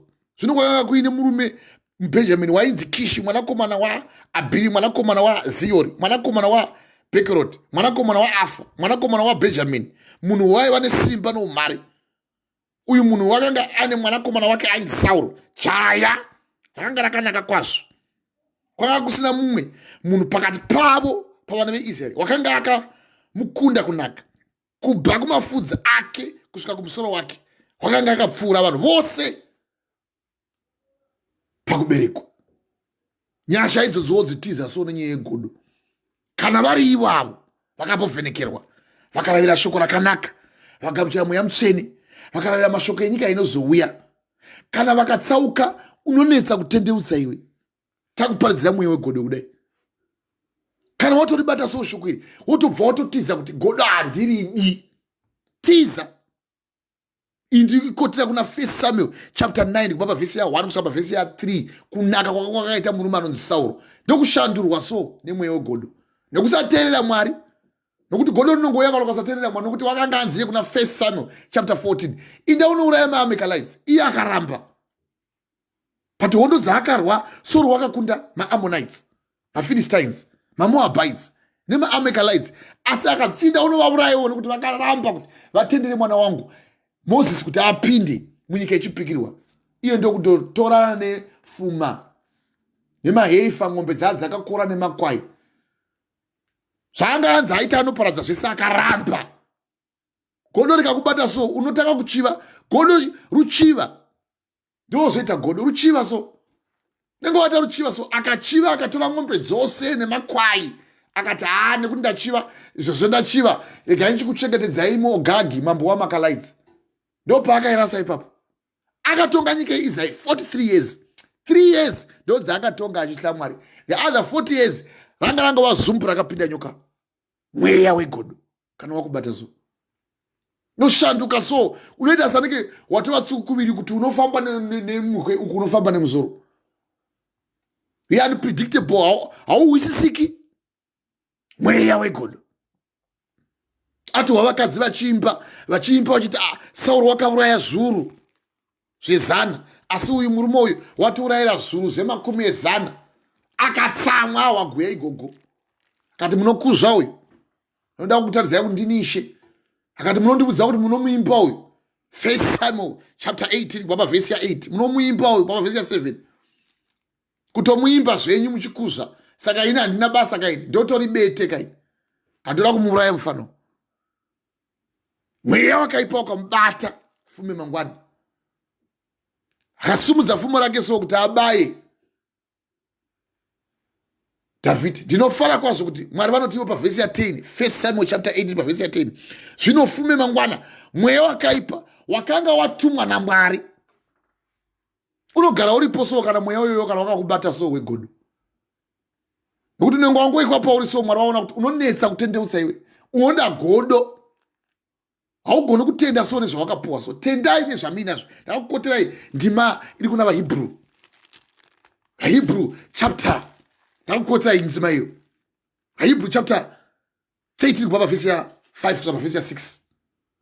Musakarira mari pamugariro wenyu. Tendai mune zvose zvamuinazvo. Nemhakei nokuti iye wamina anoti handingangokusiyi uye handingakuregererei. Naizvozvo tinotsunga mwoyo medu tichiti Ishe ndiye mubatsiri wedu. Handingatyini. Munhu angandiiteiko? Ndo zvaaimba murume anonzi Dhavhidho. Jesu vari munzvimbo tsvene yavo, vaHebrew chapter 13 pavhesi ya 5 kusvika pavhesi ya 6. Musakarira mari pamugariro wenyu. Tendai mune zvose. Nokuti iye wamina anoti handingangokusiyi, handingakuregererei. Havakusiyi Mwari, havangakuregei muchitambura. Iwe unogona kudisa mari so negodo so. ugourayira munhu pfuma yake kuti iye akafuma ina handina, mweya wegodo. Iye ane simba ina handina, ndo yaanga akuda kufira murume anonzi Dhavhidha. Chaya uripiwe ndiwani? Munhu waaimunamatira iye pamawa futi kuti avunza the same man iye waimunamatira iyo pavhesi ya 11 akauya achida kumunamatira kuti mweya wakaipa ubude sezvaaita. Atanga kupenga mubama wesiso. Vamwe munotosutswa so, shavi rinotousvika so nemweya wegodo so. Agopopota, vane zvose, isati nane make, vakaromba, izvo pamwe anenge asina kutomborombawo. Angoropafadzwa naMwari, godo robata manje. Agopopota musho wose vagoziva kuti ivavo musatombovavudza kana matenga mota, musatombotaura kana matenga imba. Kana mweya wegodo wavabata, mai vavo kana baba ivavo, hapadliwi rinopisa. Zvinofume mangwana, mweya wakaipa wakanga watumwa naMwari ukauya pamusoro paSauro nesimba. Iye akataura nokupenga mukati meimba yake. 1 Samuel chapter 18 pavhesi ya 10. Unokubata so ugozungaira so. Vamwe vanhu vamunowana vachipopota vaya kuti vanopopota ivava, musatomboshenjera zvenyu nekudla. Ingozivai kuti pane kuchenjerera kwavava nako. Sezotaura shoko raMwari kuna 1 Samuel chapter 9 18 pavhesi ya 9 kuti saizvozvo Sauro wakava nekuchenjerera pana Dhavhidhi, kuva negodo nayeso. Mwari vaona kuti ndo zvaunoita izvo. Zvino unenge waitira munhu waMwari manje, mweya wakaipa manje wouya wogara pamusoro pako. Pavhesi ya 10 ndipo pauona kuti mweya wakaipa wakauya wakagara. Ukamunetsa kwazvo akatanga kupopota. Vanopopota kwazvo. Igodo. Rikakubata so unogona kutadza kuva soba so. Nevanogona kuya vachikunamata haugoni kubva nokuti simba rinenge rabva kuna Mwari manje. Nekuti Dhavhidha wakakona kutomunyaradza mweya uyoyo. Ndosaka Mwari vamunyora. Akatora Sauro pfumo kuti amubaye. Akadzenga kaviri kwazvo. Asi ndinofara kwazvo kuti zvadaro pavhesi ya 12 kusvika pavhesi ya 16 Sauro akasvika Dhavhidhi nekuti Jehovha wakanga abva kuna Sauro. Kana watoona une mweya wakaipa so, mweya wegodo, munhu akasangana nemweya, munhu ane mweya waMwari sezvo vanhu vanenge vane mweya wegodo vakasanganisa kudai so, anosvika so kuti vanonetsa vaya vanongoranga vachitaurira zvimwe zvinhu zvisingabetseri. Hazvibetseri kwauri nekuda kuti iwe uri wegodo iwe. Uchatanga kutya Mwari nekuti uchaona mweya waMwari patiri. Sauro akatya Dhavhidhi nekuti Jehovha wakanga abva kuna Sauro. Naizvozvo Sauro akamutamisa kuti abve kwaari, akamuita mukuru wechinhu chikuru chezuru zezuru zehondo. Ndosaka Mwari vakamukurisa hondo dzose. Nekuti mufana wayo wakapinda tsekwende yegodo. Saka iwe ukagona kushinga, ukagona kumira, ukagona kutiza mugodo, naMwari vanokukunisa hondo dzako dzose. Can you say amen? Amen, Apostle. Hondo dzako dzose dzinokuniswa naMwari. Haana kana hondo Dhavhidha imwe zvayo yaakakundwa. Wadambura musoro wa Goliath kuna 1 Samuel chapter 17 pavhesi ya 55 kusvika pavhesi ya 45 kusvika pavhesi ya 57. Akauya nawo pamberi pa Sauro. Hondo dzose dzinokundwa so. Unenge wakuchimba manje guyo pandanga kuparidzirai gwegodo uku. Kuti mwoyo wako ngaurege kugodora vatadzi, asi utye Jehovha mazuva ako ose, nekuti zviro kwazvo mubayiro uripo. Chawakatarira achingaparadzwi. Uye uchiimba mukati mumwoyo, Zvirevo 23 pavhesi ya 17 to 18. Uchiimba futi mwoyo mako, Zvirevo 14 pavhesi ya 30. Ndakuda kupedzisa mwoyo wako ngaugadzikane, upe upenyu mumiviri mako, uye usava unomutsa godo mukati mawo nekuti unovodza mafupa. Zvirevo 14 pavhesi ya 30. Dai Jehovha angaropafadza kutoka kumashoko avo. Wanga wasunungurwa kubva mumweya wegodo. Sauro naDhavhidhi. Haleluya. Ndoda kunamata nemi ndikumbire nyasha dzaMwari kuti Mwari wamene akutungamirire, Mwari wamene ataure nemi, uye Mwari wamene akuitire zvakanaka. Mwari makanaka, ndinokutendai panguva ino. Maita enyu Mwari tinokutendai nemweya mutsvene. Tanzwa mashoko enyu Baba wamaparidza pamusoro pemweya wegodo. Baba, maita enyu tanzwa mashoko makuru atanzwa pamusoro pemurume anonzi iye Sauro. Sauro achidzinganisana baba nemwana wakanga agadzwa nemi matuma muprofita Samuel. Mwana wenyu wamakada, mukati uyu mwana wangu wandakada Dhavhidha. Baba tanzwa rungano gwake gwekudzinganisa muranda uyu. Tikanzwa Ishe Kristu umizha baba nekubata kwomweya mutsvene. Baba tinokutendai panguva ino. Maita enyu baba tinokutendai. Mwari tinoziva kuti muri Mwari vakatirangarira, muri Mwari vanotida. Uye baba muri Mwari makatirangarira. Baba tibetserei baba, tibvise mweya wegodo patiri. Betserai mweya yedu baba kuti ive inowadzana nemi. Fambai nesu Mwari wangu. Jehovha makanaka, Ishe Kristu munokudzwa. Mwari ndimi Mwari makatirangarira kubva pakutanga mukafamba nesu. Tanzwa Ishe Kristu baba kuti murume anonzi Sauro wakafamba nemi, asi haana kugona kutevera dzidziso yamakamupa. Baba tikanzwa kuti Ishe Kristu wakabatikana kwazvo. Anzwa kuti Ishe Kristu muranda wenyu Dhavhidhi wauraya muparadzi aivagwisa vana veIsraeri ainzi Goriati. Dhavhidhi akauya akabata muruoko rwake musoro waGoriati. Tikanzwa kuti muranda anonzi iye Sauro akanga ari mambo, akauya nokuti wanga asana achaziva kunzwa kuna Mwari. Akatsamwa kwazvo akabvunza mukuru wehondo Abhineri akati, ndianiko uyu aita mashuro akadai auraya murume anonzi Goriati? Abhineri akati kwaari, neupenyu hwenyu mambo ina handizivi. 1 Samuel chapter 17 verse 55. Mambo akati kwaari, bvunza zvakanaka kuti mukomana uyu ndiani, mwanakomana uyu ndianiko? Zvino pakudzoka kwaDhavhidhi pakuuraya kwake muFiristia iye anova Goriati, Abhineri akamutora akamuisa pamberi paSauro. Akabata musoro waSauro mukati meruoko rwake. Sauro akabvunza kwaari akati, ndiwaniko mwanakomana iwe? Iwe jaya iwe ndiani? Dhavhidhi akapindura akati, ndiri mwanakomana womuranda wenyu Jese muBheterehemu. Mwari tibetserei. Baba tinonzwa kuti ranga rava godo, uye mweya wetsvina wanga wava pana Sauro. Otovhunza kuti ndianiko? Iye akanga atomudana akauya achimunamatira kuna 1 Samuel chapter 16 pavhesi 14. Tanzwa kubva pavhesi 13. 1 Samuel chapter 16 pavhesi 13 kuti ipapo Samuel akatora gona ng'ombe ramafuta akazodza pakati pehama dzake iye Dhavhidha. Mweya waJehovha ukauya pamusoro paDhavhidha nesimba kubva kumusoro kudenga, uye kubva pazuva iroro zvichienda mberi Mwari vakava naye. Samueri akadzokera kuRema pavhesi 14. Zvino mweya waJehovha wakanga wabva kuna Sauro, mweya wakaipa wakanga watumwa naJehovha, ukamutambudza uchimuvhundutsa. Ndo paanodana iye mwana wake watinoti Dhavhidha akauya akamuridzira mbira nemutenderamwa pavhesi 23. Zvino nguva dzose kana mweya wakaipa watumwa naMwari uchiuya pamusoro paSauro, Dhavhidha ndokukotama achiridza mbira nokuridza nemavoko ake. Sauro akanyaradzwa akapora mweya wakaipa ndokubva kwaari.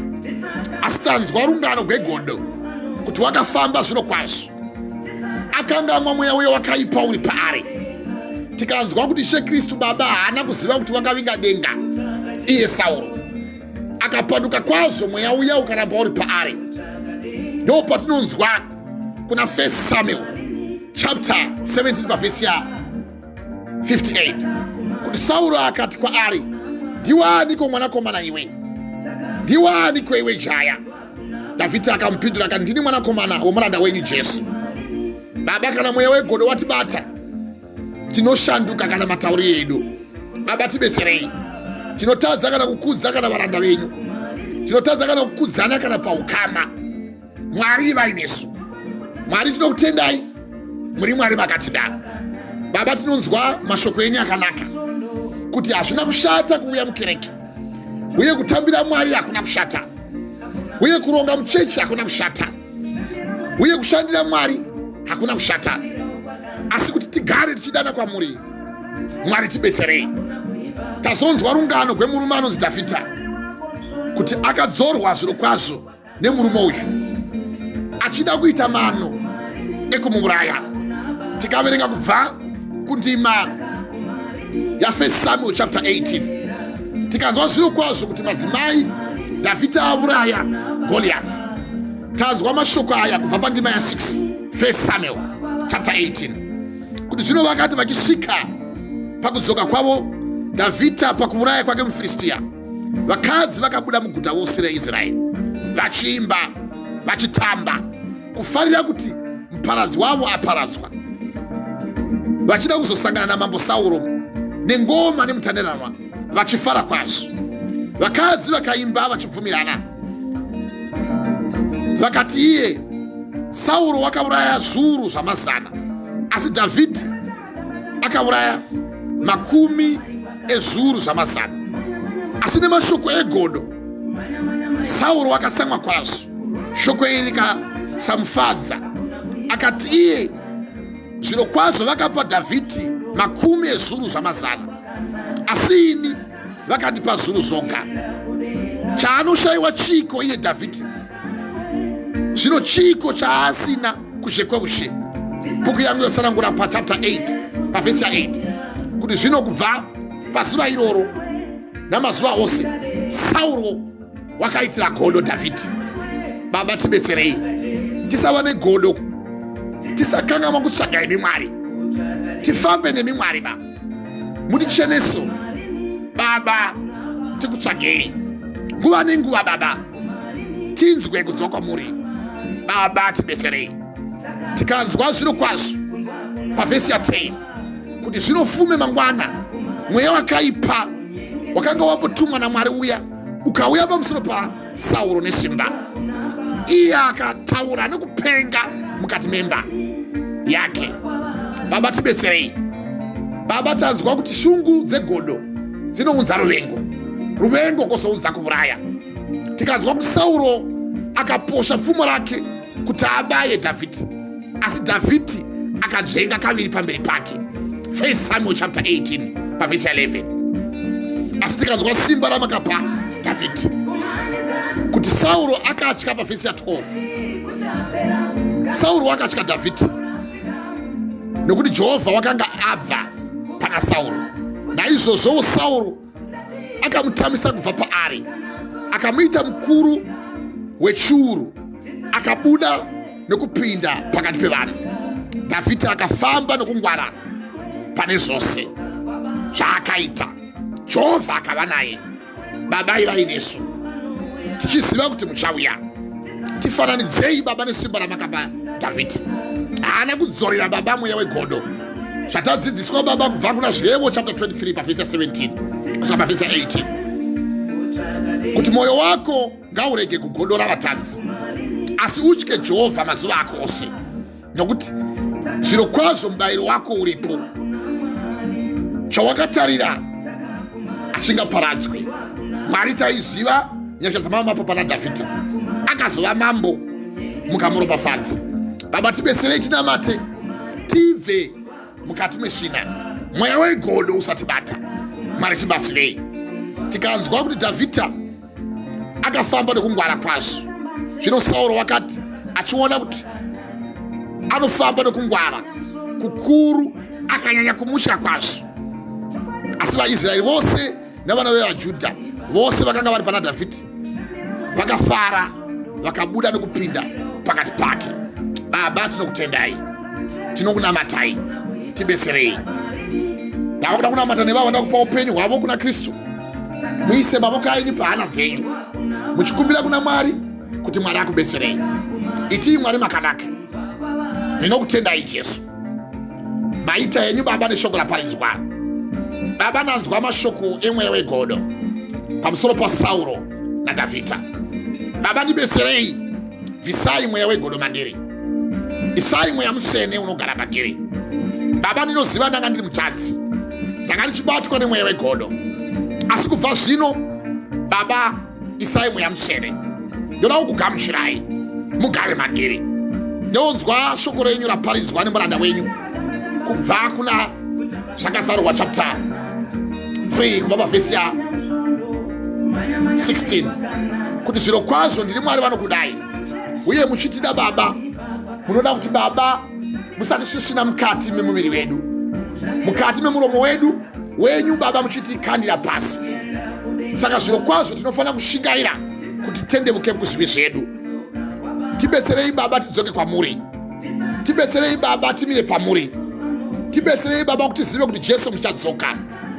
Baba tibetserei kuti pamakazvizvara tichiswa pano panyika takavinga denga. Mwari tinonzwa kuna zvakazarurwa chapter 3 pavhesi ya 16 kuti zvino zvaunodziya usingatonori kana kupisa zviro kwazvo ndichakusvisvina. Tikanzwa pavhesi ya 18 kuti ndinokupai zano kuti utenge kwandiri ndarama yakaedzwa moto, kuti uve une pfuma nenguo chena, kuti ufukidze nyadzi dzokusafuka kwako dzirege kuonekwa, nechizoro chameso ako kuti uzore meso ako uone. Vose vandinoda zviro kwazvo ndinovaranga. Saka naizvozvo shingaira kuti utendeuke. Tarirai ndimire pasuo ndichigogodza. Kana munhu akanzwa izwi rangu akazarura suo, ini ndichapinda maari ndigorayira naye, iye agorayira neni. Anokunda ndichamupa mubayiro, sezvo ini ndakakunda ndikagara pamberi pechigaro cheushe chababa vangu. Ane nzeve ngaanzwe zvinoreva mweya mukereke. Baba tibetserei. Shoko rangu ndo rimwe rokuti baba rangarirai vana venyu. Makauya baba kuti vana venyu vauye kuzosangana nemi, makauya baba kuti vana venyu vauye kuzonzwa shoko renyu. Varinzwa baba, tanzwa kuti munouya, tibetserei kufamba kwedu. Ivai nesu nguva nenguva. Tinoziva kuti baba munyasha dzenyu tinokwana. Tinoziva baba kuti matiri amubvi. Tinoziva kuti baba munotaura kuna Vakorinde vechipiri chapter 5 pavhesi ya 17 kuti saka kana munhu ari muna Kristu ava chisikwa chisva, zvinhu zvakare zvapfuura, tarira zvose zvava zvitsva. Baba tava vatsva, tinokutendai. Dai Mwari wamene ava nemi. Nyasha dzaJesu Kristu, rudo rwaMwari Baba nekuwadzana kwemweya mutsvene dai zvanga zvagara nemi kubva zvino nekusingaperi. Amen and amen. I thank you. God bless.